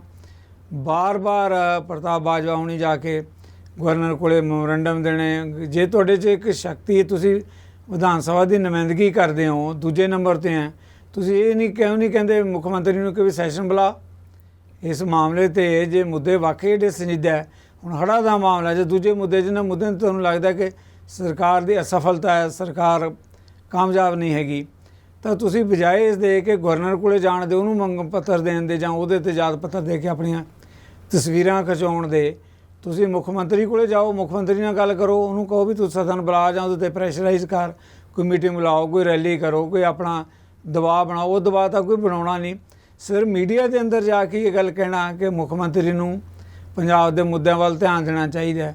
ਉਹ ਕਹਿੰਦਾ ਵੀ ਮੈਂ ਤਾਂ ਦਿੰਦਾ ਹੀ ਪੰਜਾਬ ਦੇ ਮੁੱਦਿਆਂ ਵੱਲ ਧਿਆਨ ਹੈ, ਜਦੋਂ ਤੁਸੀਂ ਦੀ ਬੇੜਾ ਕਰ ਕਹਿੰਦਾ ਤੁਸੀਂ ਕੀਤਾ ਪੰਜਾਬ ਦਾ। ਹੁਣ ਇਹ ਦਵੰਦ ਦੇਖੋ ਕਿੱਡਾ ਵੱਡਾ ਹੈ। ਸਿੱਧੂ ਸਾਹਿਬ ਗੱਲ ਕਿਉਂਕਿ ਆਪਾਂ ਜਿਹੜੀ ਗੱਲ ਕਰ ਰਹੇ ਹਾਂ ਉਹ ਗਵਰਨਰ ਵਰਸਸ ਜਿਹੜਾ ਹੈਗਾ CM ਜਿਹੜਾ ਇਹ ਸਾਰਾ ਕੁਝ ਚੱਲਿਆ, ਮੇਰਾ ਖਿਆਲ ਹੈ ਕਿ ਇਹਨੂੰ ਇਹ ਨਹੀਂਗਾ ਕਿ ਚਲੋ ਆਪਾਂ ਤਾਂ ਡਿਸਕਸ ਕਰ ਹੀ ਰਹੇ ਹਾਂ, ਅਤੇ ਇਹਨੂੰ ਚੰਗੀ ਤਰ੍ਹਾਂ ਇਹਦੇ 'ਤੇ ਰਿਵਿਊ ਹੋਣੀ ਚਾਹੀਦੀ ਹੈ ਸਾਰੀ ਗੱਲ 'ਤੇ। ਸਾਰੀਆਂ ਜਿਹੜੀਆਂ ਇਕੱਲੀਆਂ ਪੋਲੀਟੀਕਲ ਪਾਰਟੀਆਂ ਨਹੀਂ, ਜਿਹੜੀਆਂ ਹੋਰ ਜਥੇਬੰਦੀਆਂ ਵੀ ਨੇ ਜਿਹੜੀਆਂ ਸਮੇਂ-ਸਮੇਂ ਸੰਘਰਸ਼ ਕਰਦੀਆਂ ਨੇ ਜਾਂ ਹੋਰ ਹੈ, ਉਹਨਾਂ ਨੂੰ ਵੀ ਮਿਲ ਕੇ ਕੋਈ ਇੱਦਾਂ ਦਾ ਇਹਦੇ 'ਤੇ ਰਿਵਿਊ ਕਰਨਾ ਚਾਹੀਦਾ ਕਿ ਵਾਕਈ ਕੀ ਇਹ ਤਰੀਕੇ ਨਾਲ ਹੀ ਜਿਹੜਾ ਹੈ। ਇੱਕ ਪਾਸੇ ਤਾਂ ਦੇਖੋ ਅਸੀਂ ਕਨਸਟੀਟਿਊਸ਼ਨ ਨੂੰ ਹਰ ਇੱਕ ਗੱਲ 'ਤੇ ਅੱਗੇ ਲਿਆ ਕੇ ਰੱਖ ਦਿੰਦੇ ਹਾਂ ਕਿ ਦੇਖੋ ਜੀ ਆਹ ਡਾਕਟਰ ਅੰਬੇਡਕਰ ਜੀ ਨੇ ਆਹ ਸਾਰਾ ਕੀਤਾ ਸੀ, ਅਸੀਂ ਦੇਖੋ ਜੀ ਆਹ ਉਹਨਾਂ ਨੂੰ ਸਲਾਮ ਕਰਦੇ ਹਾਂ, ਉਹਨਾਂ ਨੂੰ ਕਰਦੇ ਹਾਂ, ਐਡਾ ਵੱਡਾ ਸਾਡਾ ਸੰਵਿਧਾਨ ਹੈ। ਜੇ ਸਾਰਾ ਕੁਝ ਇਹ ਸਰਕਾਰ ਵੀ ਸੰਵਿਧਾਨ ਦੇ ਮੁਤਾਬਕ ਚੱਲ ਰਹੀ ਹੈ, ਜਿਹੜੀ ਕੇਂਦਰ ਦੀ ਸਰਕਾਰ ਆ ਉਹ ਵੀ ਸੰਵਿਧਾਨ ਦੇ ਮੁਤਾਬਕ ਚੱਲ ਰਹੀ ਹੈ, ਫਿਰ ਸਮੱਸਿਆ ਕਿੱਥੇ ਹੈ? ਕਿਉਂ ਤੁਸੀਂ ਆਪਣੀਆਂ ਜਿਹੜੀ ਇਹਨੂੰ ਪਰਸਨੈਲਿਟੀਜ਼ ਦੀ ਲੜਾਈ ਬਣਾ ਕੇ, ਬਿਲਕੁਲ ਵਿਅਕਤੀਗਤ ਲੜਾਈ ਰਵਾਲੀ ਦੇਖੋ, ਜਿੱਦਾਂ ਤੁਸੀਂ ਬਾਬਾ ਭੀਮ ਰਾਓ ਅੰਬੇਦਕਰ ਦਾ ਨਾਂ ਲਿਆ, ਸਾਰੀਆਂ ਹੀ ਤਰ੍ਹਾਂ ਕਹਿੰਦੀਆਂ ਜੀ ਦੇਖੋ ਉਹਨਾਂ ਨੇ ਸੰਵਿਧਾਨ ਬਣਾਇਆ, ਉਹਨਾਂ ਦੇ ਸੰਵਿਧਾਨ ਦੀ ਬਾਬਾ ਭੀਮ ਰਾਓ ਅੰਬੇਦਕਰ ਉਹਨਾਂ ਦੇ ਸੰਵਿਧਾਨ ਦੀ ਉਲੰਘਣਾ ਹੋ ਰਹੀ ਹੈ। ਉਲੰਘਣਾ ਕੌਣ ਕਰ ਰਿਹਾ? ਉਹ ਕਹਿੰਦਾ ਉਹ ਕਰ ਰਿਹਾ, ਉਹ ਕਹਿੰਦਾ ਉਹ ਕਰ ਰਿਹਾ। ਮਤਲਬ ਤੁਸੀਂ ਆਪਣੇ ਜਾਤੀ ਹਿੱਤਾਂ ਦੇ ਲਈ ਖਿਲਵਾੜ ਕਰ ਰਹੇ ਹੋ ਸੰਵਿਧਾਨ ਦਾ। ਬਾਬਾ ਭੀਮ ਰਾਓ ਅੰਬੇਦਕਰ ਨੇ ਜਿਹੜਾ ਸੰਵਿਧਾਨ ਬਣਾਇਆ, ਸਾਰੀਆਂ ਤਰ੍ਹਾਂ ਹੀ ਉਸ ਦਾ ਖਿਲਵਾੜ ਕਰਨ ਲੱਗੇ। ਤੁਸੀਂ ਆਪਣਾ ਕਿੱਦਾਂ ਧੱਜੀਆਂ ਉਡਾਈਆਂ ਜਾ ਰਹੀਆਂ, ਚਾਹੇ ਕੇਂਦਰ ਦੀ ਗੱਲ ਕਰ ਲਓ, ਚਾਹੇ ਸੂਬਿਆਂ ਦੀ ਗੱਲ ਕਰ ਲਓ। ਨਹੀਂ ਦੇਖੋ ਇਹਦੇ 'ਚ ਇੱਕ ਗੱਲ ਤਾਂ ਇਹ ਵੀ ਕਿਉਂਕਿ ਇਹਦੇ 'ਤੇ ਕੋਈ ਇੱਦਾਂ ਦਾ ਸੀਰੀਅਸ ਰਿਵਿਊ ਹੋਣਾ ਬਹੁਤ ਜਿਹੜਾ ਜ਼ਰੂਰੀ ਹੈ। ਇੱਕ ਗੱਲ ਤਾਂ ਸਿੱਧੂ ਜੀ ਇਹ ਸਾਫ਼ ਹੈ ਵੀ ਕੇਂਦਰ ਦੇ ਵਿੱਚ ਜਦੋਂ ਦੀ ਬੀਜੇਪੀ ਦੀ ਅਗਵਾਈ ਵਾਲੀ ਸਰਕਾਰ ਬਣੀ ਆ ਤੇ ਉਹਨਾਂ ਨੇ ਜਿਹੜਾ ਹੈ ਇਸ ਕਿਸਮ ਦੀ ਜਿਹੜੀ ਇੰਜੀਨੀਅਰਿੰਗ ਜਿਹਨੂੰ ਆਪਾਂ ਕਹਿੰਦੇ ਆ ਨਾ, ਪੋਲੀਟੀਕਲ ਇੰਜੀਨੀਅਰਿੰਗ, ਸੋਸ਼ਲ ਇੰਜੀਨੀਅਰਿੰਗ, ਇਹ ਕਰਨ ਦੀ ਕੋਸ਼ਿਸ਼ ਕੀਤੀ ਹੈ ਵੀ ਕਿੱਦਾਂ ਇਹਨੂੰ ਕਿਸ ਤਰੀਕੇ ਨਾਲ ਘੇਰਿਆ ਜਾਵੇ, ਕਿਹੜੀ ਸਟੇਟ ਨੂੰ ਕਿਹੜੇ ਪਾਸੇ ਉਹਦੀ ਬਾਂਹ ਮਰੋੜਨੀ ਹੈ ਜਾਂ ਹੋਰ ਹੈ। ਹੁਣ ਇੱਕ ਪੈਰਲਲ ਆ ਹੁਣੇ ਹਰਿਆਣੇ ਦੇ ਵਿੱਚ ਜਿਹੜੀ ਆ ਉਹ ਘਟਨਾ ਹੋ ਕੇ ਹਟੀ ਹੈ, ਉੱਥੇ ਕੋਈ ਸਮੱਸਿਆ ਹੀ ਨਹੀਂ ਸੀ ਤੇ ਉਹ ਹਰਿਆਣੇ ਦੀਆਂ ਖਾਪਾਂ ਵਾਰ-ਵਾਰ ਇਹ ਕਹਿ ਰਹੀਆਂ ਨੇ, ਹਰਿਆਣੇ ਦੇ ਜਿਹੜੇ ਉਹ ਨਿਊ ਭਾਈਚਾਰੇ ਦੇ ਜਿਹੜੇ ਮੁਸਲਿਮ ਭਾਈਚਾਰੇ ਦੇ ਲੋਕ ਨੇ ਉਹ ਵਾਰ-ਵਾਰ ਕਹਿ ਰਹੇ ਨੇ ਕਿ ਸਾਡੇ ਕੋਈ ਸਮੱਸਿਆ ਹੀ ਨਹੀਂ, ਸਾਡੀ ਕੋਈ ਲੜਾਈ ਹੀ ਨਹੀਂ, ਅਸੀਂ ਕਦੇ ਇਸ ਫਿਰਕੂ ਉਹ 'ਚ ਆਏ ਹੀ ਨਹੀਂ। ਤੇ ਜਿਹੜੇ ਉੱਥੋਂ ਦੀਆਂ ਸਾਰੀਆਂ ਜਿਹੜੀਆਂ ਜਿਹੜੇ ਭਾਈਚਾਰਿਆਂ ਦੀਆਂ ਖਾਪਾਂ ਵਾਰ-ਵਾਰ ਮੀਟਿੰਗਾਂ ਕਰਕੇ ਕਹਿ ਰਹੀਆਂ ਕਿ ਸਾਡੇ ਖਬਰਦਾਰ ਇੱਥੇ ਇਹਨੂੰ ਇਸ਼ੂ ਨਹੀਂ ਬਣਾਉਣਾ, ਇੱਥੇ ਹਿੰਦੂ ਮੁਸਲਿਮ ਦਾ ਇਸ਼ੂ ਨਹੀਂ ਬਣਾਉਣਾ ਜਾਂ ਹੋਰ ਹੈ। ਤੇ ਉਹ ਫਿਰ ਬਣਾਇਆ ਕਿਹਨੇ? ਐਗਜ਼ੈਕਟਲੀ ਰਪਾਲ, ਜਦੋਂ ਦੇਖੋ ਪੰਜਾਬ ਦਾ ਵੀ ਜਦੋਂ ਆਪਾਂ ਜ਼ਿਕਰ ਕਰਦੇ ਹਾਂ, ਗਵਰਨਰ ਦੇ ਤੋਂ ਮਾਮਲੇ ਦੀ ਗੱਲ ਹੁੰਦੀ ਹੈ, ਕਿਧਰੇ ਇਹ ਵੀ ਸਵਾਲ ਉੱਠਦਾ ਹੈ ਵੀ ਜੇ ਹਰਿਆਣੇ ਦੇ ਗਵਰਨਰ ਨੇ ਤਾਂ ਕੋਈ ਪੱਤਰ ਨਹੀਂ ਲਿਖਿਆ, ਐਡੀ ਹਾਲਤ ਮਾੜੀ ਤਾਂ ਕਦੇ ਪੰਜਾਬ ਦੀ ਹੋਈ ਨਹੀਂ, ਜਿਹੜੇ ਪੰਜਾਬ 'ਚ ਭਾਜਪਾ ਵਾਲੇ ਕਿਤੇ ਕਹਿ ਦਿੰਦੇ ਜਿੱਥੇ ਰਾਸ਼ਟਰਪਤੀ ਰਾਜ ਲਾਗੂ ਕਰਿਆ ਜਾਵੇ, ਇੱਥੇ law and order the machinery ਬੁਰੀ ਤਰ੍ਹਾਂ ਫੇਲ ਹੋ ਗਈ ਹੈ। ਹੁਣ ਉਹੀ ਗੱਲ ਜਦੋਂ ਹਰਿਆਣਾ 'ਚ ਆਉਂਦੀ ਹੈ ਰਪਾਲ, ਉੱਥੇ ਜ਼ੁਬਾਨ ਕਿਉਂ ਬੰਦ ਹੋ ਜਾਂਦੀ ਹੈ? ਤੁਸੀਂ ਹਰਿਆਣਾ ਵਰਗੀਆਂ ਅੱਗਾਂ ਤਾਂ ਰੱਬ ਕਰੇ ਪੰਜਾਬ 'ਚ ਨਾ ਕਦੇ ਲੱਗਣ ਨਾ ਲੱਗੀਆਂ, ਜਿੱਦਾਂ ਭਾਈਚਾਰਾ ਪੰਜਾਬੀਆਂ ਦਾ ਮਜ਼ਬੂਤ ਹੈਗਾ। ਜੋ ਕੁਝ ਹਰਿਆਣੇ 'ਚ ਹੋਇਆ, ਜੋ ਕੁਝ ਮਨੀਪੁਰ 'ਚ ਹੋਇਆ, ਮਨੀਪੁਰ ਦੇ ਗਵਰਨਰ ਨੇ ਕਿੰਨਾ ਕੁ ਬਿਆਨ ਦਿੱਤਾ ਹੈ, ਹਰਿਆਣੇ ਦੇ ਗਵਰਨਰ ਨੇ ਕਿੰਨਾ ਕਿਹਾ, ਅਮਿਤ ਸ਼ਾਹ ਨੂੰ ਕੋਈ ਲਿਖਿਆ ਪੱਤਰ ਕਿ ਵੀ ਇਹ ਦੇਖੋ ਮੁੱਖ ਮੰਤਰੀ ਕੀ ਕਰ ਰਿਹਾ। ਸੋ ਪੋਲੀਟੀਕਲ ਨਜ਼ਰੀਏ ਦੇ ਲਿਹਾਜ਼ ਨਾਲ ਹੀ ਦੇਖਿਆ ਜਾਂਦਾ ਹੈ ਕਿ ਕਿਹੜੀ ਸਟੇਟ ਨੂੰ ਕਿਵੇਂ ਤੁਸੀਂ ਉਹਦੀ ਬਾਂਹ ਮਰੋੜਨੀ ਹੈ ਔਰ ਕਿਹਦੇ ਬਾਰੇ ਕਿੱਥੇ ਚੁੱਪ ਰਹਿਣਾ ਹੈ। ਨਹੀਂ ਦੇਖੋ ਇਹ ਤਾਂ ਦੇਖੋ ਇਸ ਮੁੱਦੇ ਤੇ ਤਾਂ ਕਿਤੇ ਨਾ ਕਿਤੇ ਤਾਂ ਆਉਣਾ ਹੀ ਪੈਣਾ ਨਾ ਜੀ। ਜੇ ਸੰਵਿਧਾਨ ਨੂੰ ਜਿਹੜਾ ਹੈ ਰੀਡਿਫਾਈਨ ਬੀਜੇਪੀ ਕਰੇਗੀ ਜਾਂ ਜਿਹੜਾ ਬੀਜੇਪੀ ਦੇ ਪਿੱਛੇ ਕੋਈ ਥਿੰਕ ਟੈਂਕ ਚੱਲ ਰਿਹਾ ਤੇ ਦੂਜੀਆਂ ਧਿਰਾਂ ਇਸ ਮੁੱਦੇ ਤੇ ਚੁੱਪ ਬੈਠਣਗੀਆਂ ਜਾਂ ਉਲਟਾ ਰਾਦਰ ਸਪੋਰਟ ਕਰਨਗੀਆਂ ਤੇ ਫਿਰ ਆਉਣ ਵਾਲੇ ਦਿਨਾਂ 'ਚ ਮੈਨੂੰ ਨਹੀਂ ਲੱਗਦਾ ਕਿ ਇੱਥੇ ਕੋਈ ਟਰੂ ਫੈਡਰਲ ਸਿਸਟਮ ਰਹਿ ਜਾਏਗਾ। ਰਪਾਲ ਜੀ, ਜਦੋਂ ਆਪਾਂ ਵੱਡੇ ਮੁੱਦਿਆਂ ਦੀ ਗੱਲ ਕਰਦੇ ਹਾਂ, ਕੌਮੀ ਪੱਧਰ ਦਾ ਇੱਕ ਬਹੁਤ ਵੱਡਾ ਮੁੱਦਾ ਜਿਹਨੇ ਕਾਫੀ ਰਾਜਸੀ ਹਲਚਲ ਦੇਸ਼ ਦੀ ਰਾਜਨੀਤੀ 'ਚ, ਸਿਆਸਤ 'ਚ ਇਸ ਵੇਲੇ ਬਣਾਈ ਹੈ, ਉਹ ਰਾਹੁਲ ਗਾਂਧੀ ਨੂੰ ਦੇਖੋ ਇੱਕ ਸ਼ਬਦ ਨੂੰ ਲੈ ਕੇ ਵੀ ਕਿਸ ਤਰ੍ਹਾਂ ਦਾ ਨਾਲ ਜਿਹੜਾ ਪ੍ਰਧਾਨ ਮੰਤਰੀ ਨਾਲ ਉਹ ਗੱਲ ਜੋੜੀ ਗਈ, ਉਹਨਾਂ ਦੇ ਮੋਦੀ ਜਿਹੜਾ ਗਾਂਹ ਅੱਗੇ ਜਿਵੇਂ ਉਸ ਉਪਨਾਮ ਹੈਗੇ ਉਹਨਾਂ ਨਾਲ ਜੋੜੀ ਗਈ ਕਿ ਜੀ ਇਸ ਤਰ੍ਹਾਂ ਉਹਨਾਂ ਦੀ ਬੇਇੱਜ਼ਤੀ ਕੀਤੀ ਗਈ ਹੈ, ਉਹਨਾਂ ਦਾ ਬੜਾ ਅਪਮਾਨ ਹੋਇਆ। ਉਹ ਮਾਮਲਾ ਗੁਜਰਾਤ ਦੀ ਅਦਾਲਤ ਚੱਲਿਆ ਤਾਂ ਉਹਦੇ 'ਚ ਰਾਹੁਲ ਗਾਂਧੀ ਨੂੰ 2 ਸਾਲ ਦੀ ਸਜ਼ਾ ਦਾ ਮਾਮਲਾ, ਫਿਰ ਉੱਥੋਂ ਹਾਈ ਕੋਰਟ ਦਾ ਬੂਹਾ ਖੜਕਾਇਆ ਗਿਆ, ਉੱਥੇ ਵੀ ਉਹ ਸਜ਼ਾ ਬਰਕਰਾਰ ਰਹੇਗੀ। ਹੁਣ ਜਦੋਂ ਸੁਪਰੀਮ ਕੋਰਟ 'ਚ ਆਇਆ ਹੈ ਰਾਹੁਲ ਗਾਂਧੀ ਦਾ ਮਾਮਲਾ, ਤਾਂ ਸੁਪਰੀਮ ਕੋਰਟ ਨੇ ਸਾਫ਼ ਤੌਰ 'ਤੇ ਉਹ ਜਿਹੜੀ 2 ਸਾਲ ਦੀ ਸਜ਼ਾ ਸੀ ਉਹਨੂੰ ਸਟੇ ਕਰਤੀ ਉਹਦੇ 'ਤੇ। ਹੁਣ ਇਕੱਲਾ ਸਜ਼ਾ ਸਟੇ ਕਰਨ ਦੀ ਕੋਈ ਲੀਗਲ ਐਡਾ ਇਕੱਲਾ ਇਹ ਮਾਮਲਾ ਨਹੀਂ ਕਿ ਸਜ਼ਾ ਸਟੇ ਹੋ ਗਈ ਹੈ, ਸਧਾਰਨ ਸਜ਼ਾਵਾਂ ਤਾਂ ਹੁੰਦੀਆਂ ਰਹਿੰਦੀਆਂ, ਪਰ ਕਿਉਂਕਿ ਇੱਕ ਪੋਲੀਟੀਕਲ ਆਗੂ ਦੇ ਜਿਹੜੀ ਸਜ਼ਾ ਦਾ ਮਾਮਲਾ ਹੈਗਾ ਉਹਦੇ ਨਾਲ ਕੀ ਸੀ ਕਿ ਉਹਨੂੰ ਪਾਰਲੀਮੈਂਟ ਤੋਂ ਬਾਹਰ ਕਰ ਦਿੱਤਾ ਗਿਆ ਸੀ। ਪਾਰਲੀਮੈਂਟ ਦੀ ਮੈਂਬਰਸ਼ਿਪ ਕਾਂਗਰਸ ਵਾਲੇ ਕਹਿੰਦੇ ਕਿ ਕੁਝ ਹੀ ਘੰਟਿਆਂ ਦੇ ਅੰਦਰ, ਜਿਉਂ ਹੀ ਗੁਜਰਾਤ ਦਾ ਫੈਸਲਾ ਆਇਆ, ਕੁਝ ਘੰਟਿਆਂ ਦੇ ਅੰਦਰ ਸਪੀਕਰ ਨੇ ਕਿਹਾ ਵੀ ਕਿਤੇ ਦੇਰੀ ਨਾ ਹੋ ਜਾਏ, ਛੇਤੀ ਜਿਹੜਾ ਹੈਗਾ ਇਹਨੂੰ ਬਾਹਰ ਕੱਢੋ। ਰਾਹੁਲ ਗਾਂਧੀ ਦੀ ਉਹਦੀ ਮੈਂਬਰਸ਼ਿਪ ਖਾਰਜ ਕਰ ਦਿੱਤੀ ਗਈ ਹੈ ਤੇ ਹੁਣ ਸੁਪਰੀਮ ਕੋਰਟ ਦੇ ਫੈਸਲੇ ਦੇ ਨਾਲ ਰਾਹੁਲ ਗਾਂਧੀ ਦੇ ਬਾਰੇ ਜਿਹੜੀ ਉਹ ਸਟੇ ਲੱਗੀ ਹੈ, ਉਹਦੀ ਮੈਂਬਰਸ਼ਿਪ ਬਹਾਲ ਹੋਣੀ ਸੁਭਾਵਿਕ ਹੈ। ਹੁਣ ਰਾਜਨੀਤਿਕ ਪੱਧਰ 'ਤੇ ਜੇ ਆਪਾਂ ਦੇਖੀਏ, ਜੇ ਆਪਾਂ ਪਿਛਲਾ ਤਜਰਬਾ ਦੇਖਦੇ ਹਾਂ, ਭਾਜਪਾ ਦੇ ਲਈ ਲੱਗਦਾ ਹੈ ਕਿ ਬਹੁਤ ਵੱਡੀ ਚੁਣੌਤੀ ਕੱਲ੍ਹ ਨੂੰ ਦੇਖੋ ਰਾਜਸੀ ਤੌਰ 'ਤੇ 24 ਦੀਆਂ ਇਲੈਕਸ਼ਨ ਸਾਹਮਣੇ ਆਉਣੀਆਂ। ਆਪਾਂ ਇਹ ਤਾਂ ਨਹੀਂ ਕਹਿ ਸਕਦੇ ਵੀ ਕੋਈ ਇਕੱਲਾ ਮੁੱਦਾ ਹੈਗਾ ਵੀ ਇਹ ਫੈਸਲਾ ਕੌਣ ਹੋਏਗਾ, ਪਰ ਇਹ ਜ਼ਰੂਰ ਹੈ ਹਰ ਮੁੱਦਾ ਹੀ ਇਲੈਕਸ਼ਨ 'ਚ ਵੱਡਾ ਹੁੰਦਾ। ਰਾਹੁਲ ਗਾਂਧੀ ਕਿਉਂਕਿ ਆਪਣੇ ਆਪ 'ਚ ਇੱਕ ਵੱਡਾ ਨਾਂ ਹੈ, ਕਾਂਗਰਸ ਦਾ ਨੇਤਾ ਹੈ, ਕੱਲ੍ਹ ਨੂੰ ਹੋ ਸਕਦਾ ਕਾਂਗਰਸ ਦਾ ਪ੍ਰਧਾਨ ਵੀ ਬਣ ਸਕਦੇ, ਹੁਣ ਤਾਂ ਖੜਗੇ ਪ੍ਰਧਾਨ ਹੈ, ਚਲੋ ਮਤਲਬ ਵੱਡੇ ਆਗੂਆਂ 'ਚ ਤਾਂ ਹੈ ਹੀ ਨਾ। ਅਤੇ ਰਾਹੁਲ ਗਾਂਧੀ ਨੂੰ ਜਿਸ ਤਰੀਕੇ ਨਾਲ ਰਾਹਤ ਮਿਲੀ ਹੈ, ਪਹਿਲੀ ਗੱਲ ਤਾਂ ਇਹ ਹੈ ਕਿ ਭਾਜਪਾ ਦੇ ਲਈ ਇੱਕ ਵੱਡੀ ਗੱਲ ਉਹਨਾਂ ਲਈ ਝਟਕਾ ਲੱਗਿਆ। ਇਹ ਗੱਲ ਮੈਂ ਹੋਰ ਇਹਦੇ ਨਾਲ ਜਿਹੜਾ ਹੈਗਾ ਰਪਾਲ, ਇਹ ਵੀ ਬੜੀ ਵੱਡੀ ਗੱਲ ਹੈ। ਦੇਖੋ ਇਸ ਦੇਸ਼ 'ਚ ਬੜਾ ਕੁਝ ਕਿਹਾ ਜਾਂਦਾ ਹੈ, ਮੀਡੀਆ ਦੀ ਗੱਲ ਕੀਤੀ ਜਾਂਦੀ ਹੈ, ਕੁਝ ਲੋਕ ਕਹਿੰਦੇ ਜੀ ਮੀਡੀਆ ਗੋਦੀ ਮੀਡੀਆ ਹੋ ਗਿਆ, ਮੋਦੀ ਮੀਡੀਆ ਹੋ ਗਿਆ। ਪੰਜਾਬ ਦੇ ਵਿੱਚ ਕੋਈ ਅੱਜ ਕੱਲ੍ਹ ਟਰਮ ਚੱਲ ਰਹੀ ਹੈ, ਮੀਡੀਆ ਬਾਰੇ ਕਈ ਤਰ੍ਹਾਂ ਦੀਆਂ ਗੱਲਾਂ, ਅਦਾਲਤਾਂ ਬਾਰੇ ਵੀ ਗੱਲਾਂ ਹੁੰਦੀਆਂ। ਸੁਪਰੀਮ ਕੋਰਟ ਦਾ ਜਿਹੜਾ ਫੈਸਲਾ ਹੈ, ਕਿਧਰੇ ਦੇਸ਼ ਦੇ ਅੰਦਰ ਇਹ ਵੀ ਹੈ ਕਿ ਨਿਆਂਪਾਲਿਕਾ 'ਚ ਭਰੋਸਾ ਬਹਾਲ ਹੋਇਆ। ਸਵਾਲ ਇਹ ਨਹੀਂ ਹੈ ਕਿ ਰਾਹੁਲ ਗਾਂਧੀ ਦੀ ਸਜ਼ਾ ਜਿਹੜੀ ਹੈਗੀ ਉਹ ਸਟੇ ਕੀਤੀ ਗਈ ਹੈ। ਸਵਾਲ ਇਹ ਹੈ ਕਿ ਇੱਕ ਪਾਸੇ ਭਾਜਪਾ, ਪਾਰਲੀਮੈਂਟ, ਪ੍ਰਧਾਨ ਮੰਤਰੀ ਨਰਿੰਦਰ ਮੋਦੀ ਅਤੇ ਦੂਜੇ ਪਾਸੇ ਸੁਪਰੀਮ ਕੋਰਟ ਦਾ ਫੈਸਲਾ ਆਉਣਾ, ਜਾਣੀ ਉੱਥੋਂ ਇਹ ਲੱਗਿਆ ਦੇਸ਼ ਦੇ ਲੋਕਾਂ ਨੂੰ ਇੱਕ ਮੈਸੇਜ ਤਾਂ ਗਿਆ ਨਾ ਪ੍ਰੀਤਮ ਰਪਾਲ, ਕਿ ਸਾਡੀ ਜਿਹੜੀ ਸਰਵਉੱਚ ਅਦਾਲਤ ਹੈ ਅਜੇ ਵੀ ਉਹਦੇ 'ਚ ਭਰੋਸਾ ਕਰਨ ਦੀ ਗੱਲ ਹੈ। ਇਸ ਦੇਸ਼ ਨੂੰ, ਇਸ ਦੇਸ਼ ਦੇ ਲੋਕਾਂ ਨੂੰ, ਉਹਨਾਂ ਦੀਆਂ ਸਮੱਸਿਆਵਾਂ ਨੂੰ ਲੈ ਕੇ ਇੱਕ ਬਹੁਤ ਵੱਡੀ ਢਾਰਸ ਹੈ ਜੋ ਸੁਪਰੀਮ ਕੋਰਟ ਨੇ ਫੈਸਲਾ ਲਿਆ, ਕਿਤੇ ਲੱਗਦਾ ਪੋਲੀਟੀਕਲ ਤੌਰ ਤੇ ਆਉਣ ਵਾਲੇ ਦਿਨਾਂ 'ਚ ਦੇ ਦੂਰ ਸਿੱਟੇ ਵੀ ਨਿਕਲ ਸਕਦੇ, ਕਿਵੇਂ ਦੇਖਦੇ ਹੋ? ਕਿਉਂਕਿ ਮਾਮਲਾ ਪੋਲੀਟੀਕਲ ਤੌਰ ਤੇ ਵੱਡੇ ਮੰਥਨ ਵਾਲਾ ਵੱਡਾ ਮਾਮਲਾ ਹੈ। ਦੇਖੋ ਸਿੱਧੂ ਜੀ, ਅਸਲ ਗੱਲ ਇਹ ਹੈ ਵੀ ਇੱਕ ਗੱਲ ਦੀ ਸਮਝ ਨਹੀਂ ਵੈਸੇ ਆਉਂਦੀ, ਜਿਹੜਾ ਸਾਰਾ ਹੀ ਇਹ ਮਾਮਲਾ ਹੈ ਰਾਹੁਲ ਗਾਂਧੀ ਵਾਲਾ, ਇੰਨਾ ਵੱਡਾ ਮਾਮਲਾ ਤਾਂ ਹੈ ਨਹੀਂ ਸੀ ਜਿਸ ਤਰੀਕੇ ਨਾਲ ਇਹ ਬਹੁਤ ਵੱਡਾ ਮੁੱਦਾ ਬਣਾਇਆ ਗਿਆ। ਤੇ ਇੱਕ ਗੱਲ ਹੀ ਸਮਝ ਨਹੀਂ ਆਉਂਦੀ, ਇੱਕ ਪਾਸੇ ਬੀਜੇਪੀ ਦੇ ਲੀਡਰ ਸਾਰੇ ਪ੍ਰਧਾਨ ਮੰਤਰੀ ਤੋਂ ਲੈ ਕੇ ਹੇਠਾਂ ਬਲਾਕ ਪੱਧਰ ਦੇ ਜਿਹੜੇ ਅਹੁਦੇਦਾਰਾਂ ਤੱਕ ਇਹ ਕਹਿੰਦੇ ਆ ਵੀ ਦੇਖੋ ਜੀ, ਕਾਂਗਰਸ ਤਾਂ ਹੁਣ ਦੇਸ਼ 'ਚ ਜਿਹੜੀ ਹਾਸ਼ੀ ਤੇ ਚਲੀ ਗਈ, ਕਾਂਗਰਸ ਤਾਂ ਹੁਣ ਬਾਹਰ ਹੋ ਗਈ, ਕਾਂਗਰਸ ਮੁਕਤ ਭਾਰਤ ਹੋਰ ਇੱਦਾਂ ਦੇ ਨਾਅਰੇ ਦਿੱਤੇ ਗਏ। ਜੀ ਬਿਲਕੁਲ। ਹੁਣ ਇਹ ਲੱਗਦਾ ਵੀ ਰਾਹੁਲ ਗਾਂਧੀ ਤੋਂ ਡਰੀ ਕਿਉਂ ਹੋਈ ਹੈ ਇੰਨੀ ਬੀਜੇਪੀ? ਇਹ ਸਾਰੇ ਕੇਸ ਦੇ ਵਿੱਚੋਂ ਜਿਹੜਾ ਹੈ ਇਹ ਇੱਕ ਨਵਾਂ ਜਿਹੜਾ ਇੱਕ ਤੁਸੀਂ ਦੇਖੋ ਕਿ ਉੱਭਰ ਕੇ ਆਇਆ ਜਿਹੜਾ ਵਰਤਾਰਾ ਇੱਕ ਨਵਾਂ, ਜਦੋਂ ਚੀਫ ਜੁਡੀਸ਼ੀਅਲ ਜਿਹੜੇ ਮੈਜਿਸਟ੍ਰੇਟ ਸੂਰਤ ਦੇ ਸਜ਼ਾ ਸੁਣਾਉਂਦੇ ਆ 2 ਸਾਲ ਦੀ, ਉਦੋਂ ਬਾਅਦ ਬੀਜੇਪੀ ਦੇ ਲੀਡਰਾਂ ਨੇ ਪ੍ਰੈਸ ਕਾਨਫਰੰਸਾਂ ਕੀਤੀਆਂ, ਖੁਸ਼ੀਆਂ ਮਨਾਈਆਂ, ਲੱਡੂ ਵੰਡੇ, ਤੇ ਪ੍ਰੈਸ ਕਾਨਫਰੰਸਾਂ ਦੇ ਵਿੱਚ ਇਹ ਕਿਹਾ ਕਿ ਵੀ ਦੇਖੋ ਤੁਸੀਂ ਆਹ ਮਾਣਹਾਨੀ ਕੀਤੀ ਸੀ, ਆਹ ਇੱਥੇ ਇਹ ਨਹੀਂ ਵੀ ਕੋਈ ਵਿਅਕਤੀ ਕੋਈ ਵੱਡਾ ਕੋਈ ਵੀ ਹੋਵੇ ਜਾਂ ਹੋਰ ਹੈ ਉਹਨੂੰ ਵੀ ਘੇਰਿਆ ਜਾ ਸਕਦਾ ਜਾਂ ਹੋਰ ਹੈ। ਉਦੋਂ ਸੰਵਿਧਾਨ ਦੀ ਬੜੀ ਬੱਲੇ ਹੋ ਰਹੀ ਸੀ। ਹਾਂ, ਕਿ ਇਹ ਦੇਖੋ ਇਸ ਤਰ੍ਹਾਂ।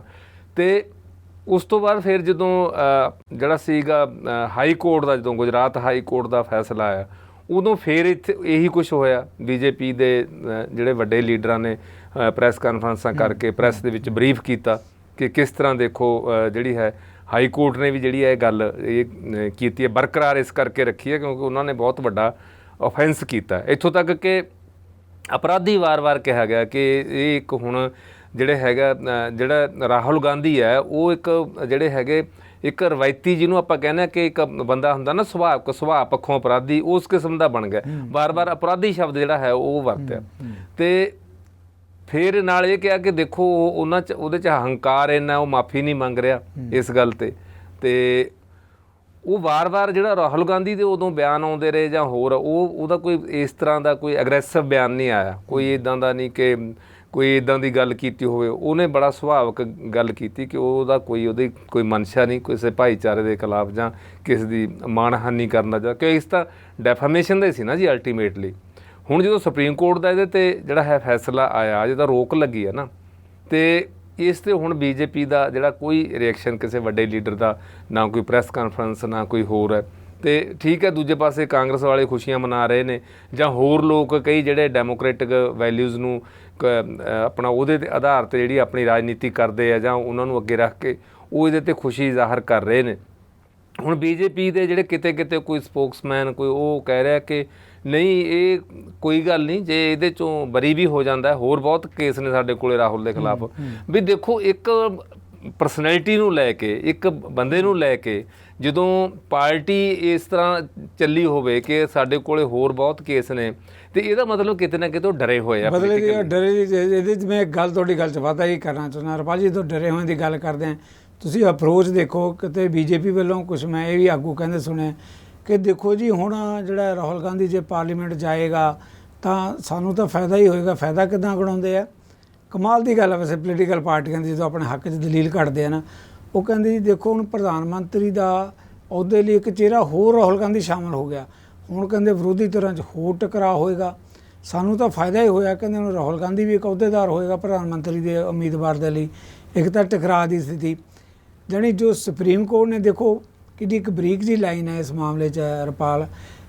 ਸੁਪਰੀਮ ਕੋਰਟ ਕੀ ਕਹਿੰਦਾ ਫੈਸਲਾ ਦੇਣ ਵੇਲੇ ਕਿ ਜੋ ਫੈਸਲਾ ਹੇਠਲੀ ਅਦਾਲਤ ਵੱਲੋਂ ਦਿੱਤਾ ਗਿਆ, ਜੋ ਉਹਨੂੰ ਦੋਸ਼ੀ ਠਹਿਰਾਇਆ ਗਿਆ, 2 ਸਾਲ ਦੀ ਸਜ਼ਾ ਵਾਜਬ ਠਹਿਰਾਏਗੀ, ਉਹਦੇ 'ਚ ਕਿਧਰੇ ਵੀ ਇਸ ਗੱਲ ਦਾ ਜ਼ਿਕਰ ਨਹੀਂ ਕੀਤਾ ਗਿਆ ਕਿ ਕਿਸ ਵਜ੍ਹਾ ਕਰਕੇ 2 ਸਾਲ ਦੀ ਸਜ਼ਾ। ਉਹ ਕਹਿੰਦੇ ਉਹਦਾ ਕਾਰਨ ਹੀ ਨਹੀਂ, ਕਿ ਕਾਰਨ ਦਾ ਜ਼ਿਕਰ ਹੀ ਨਹੀਂ ਹੈ।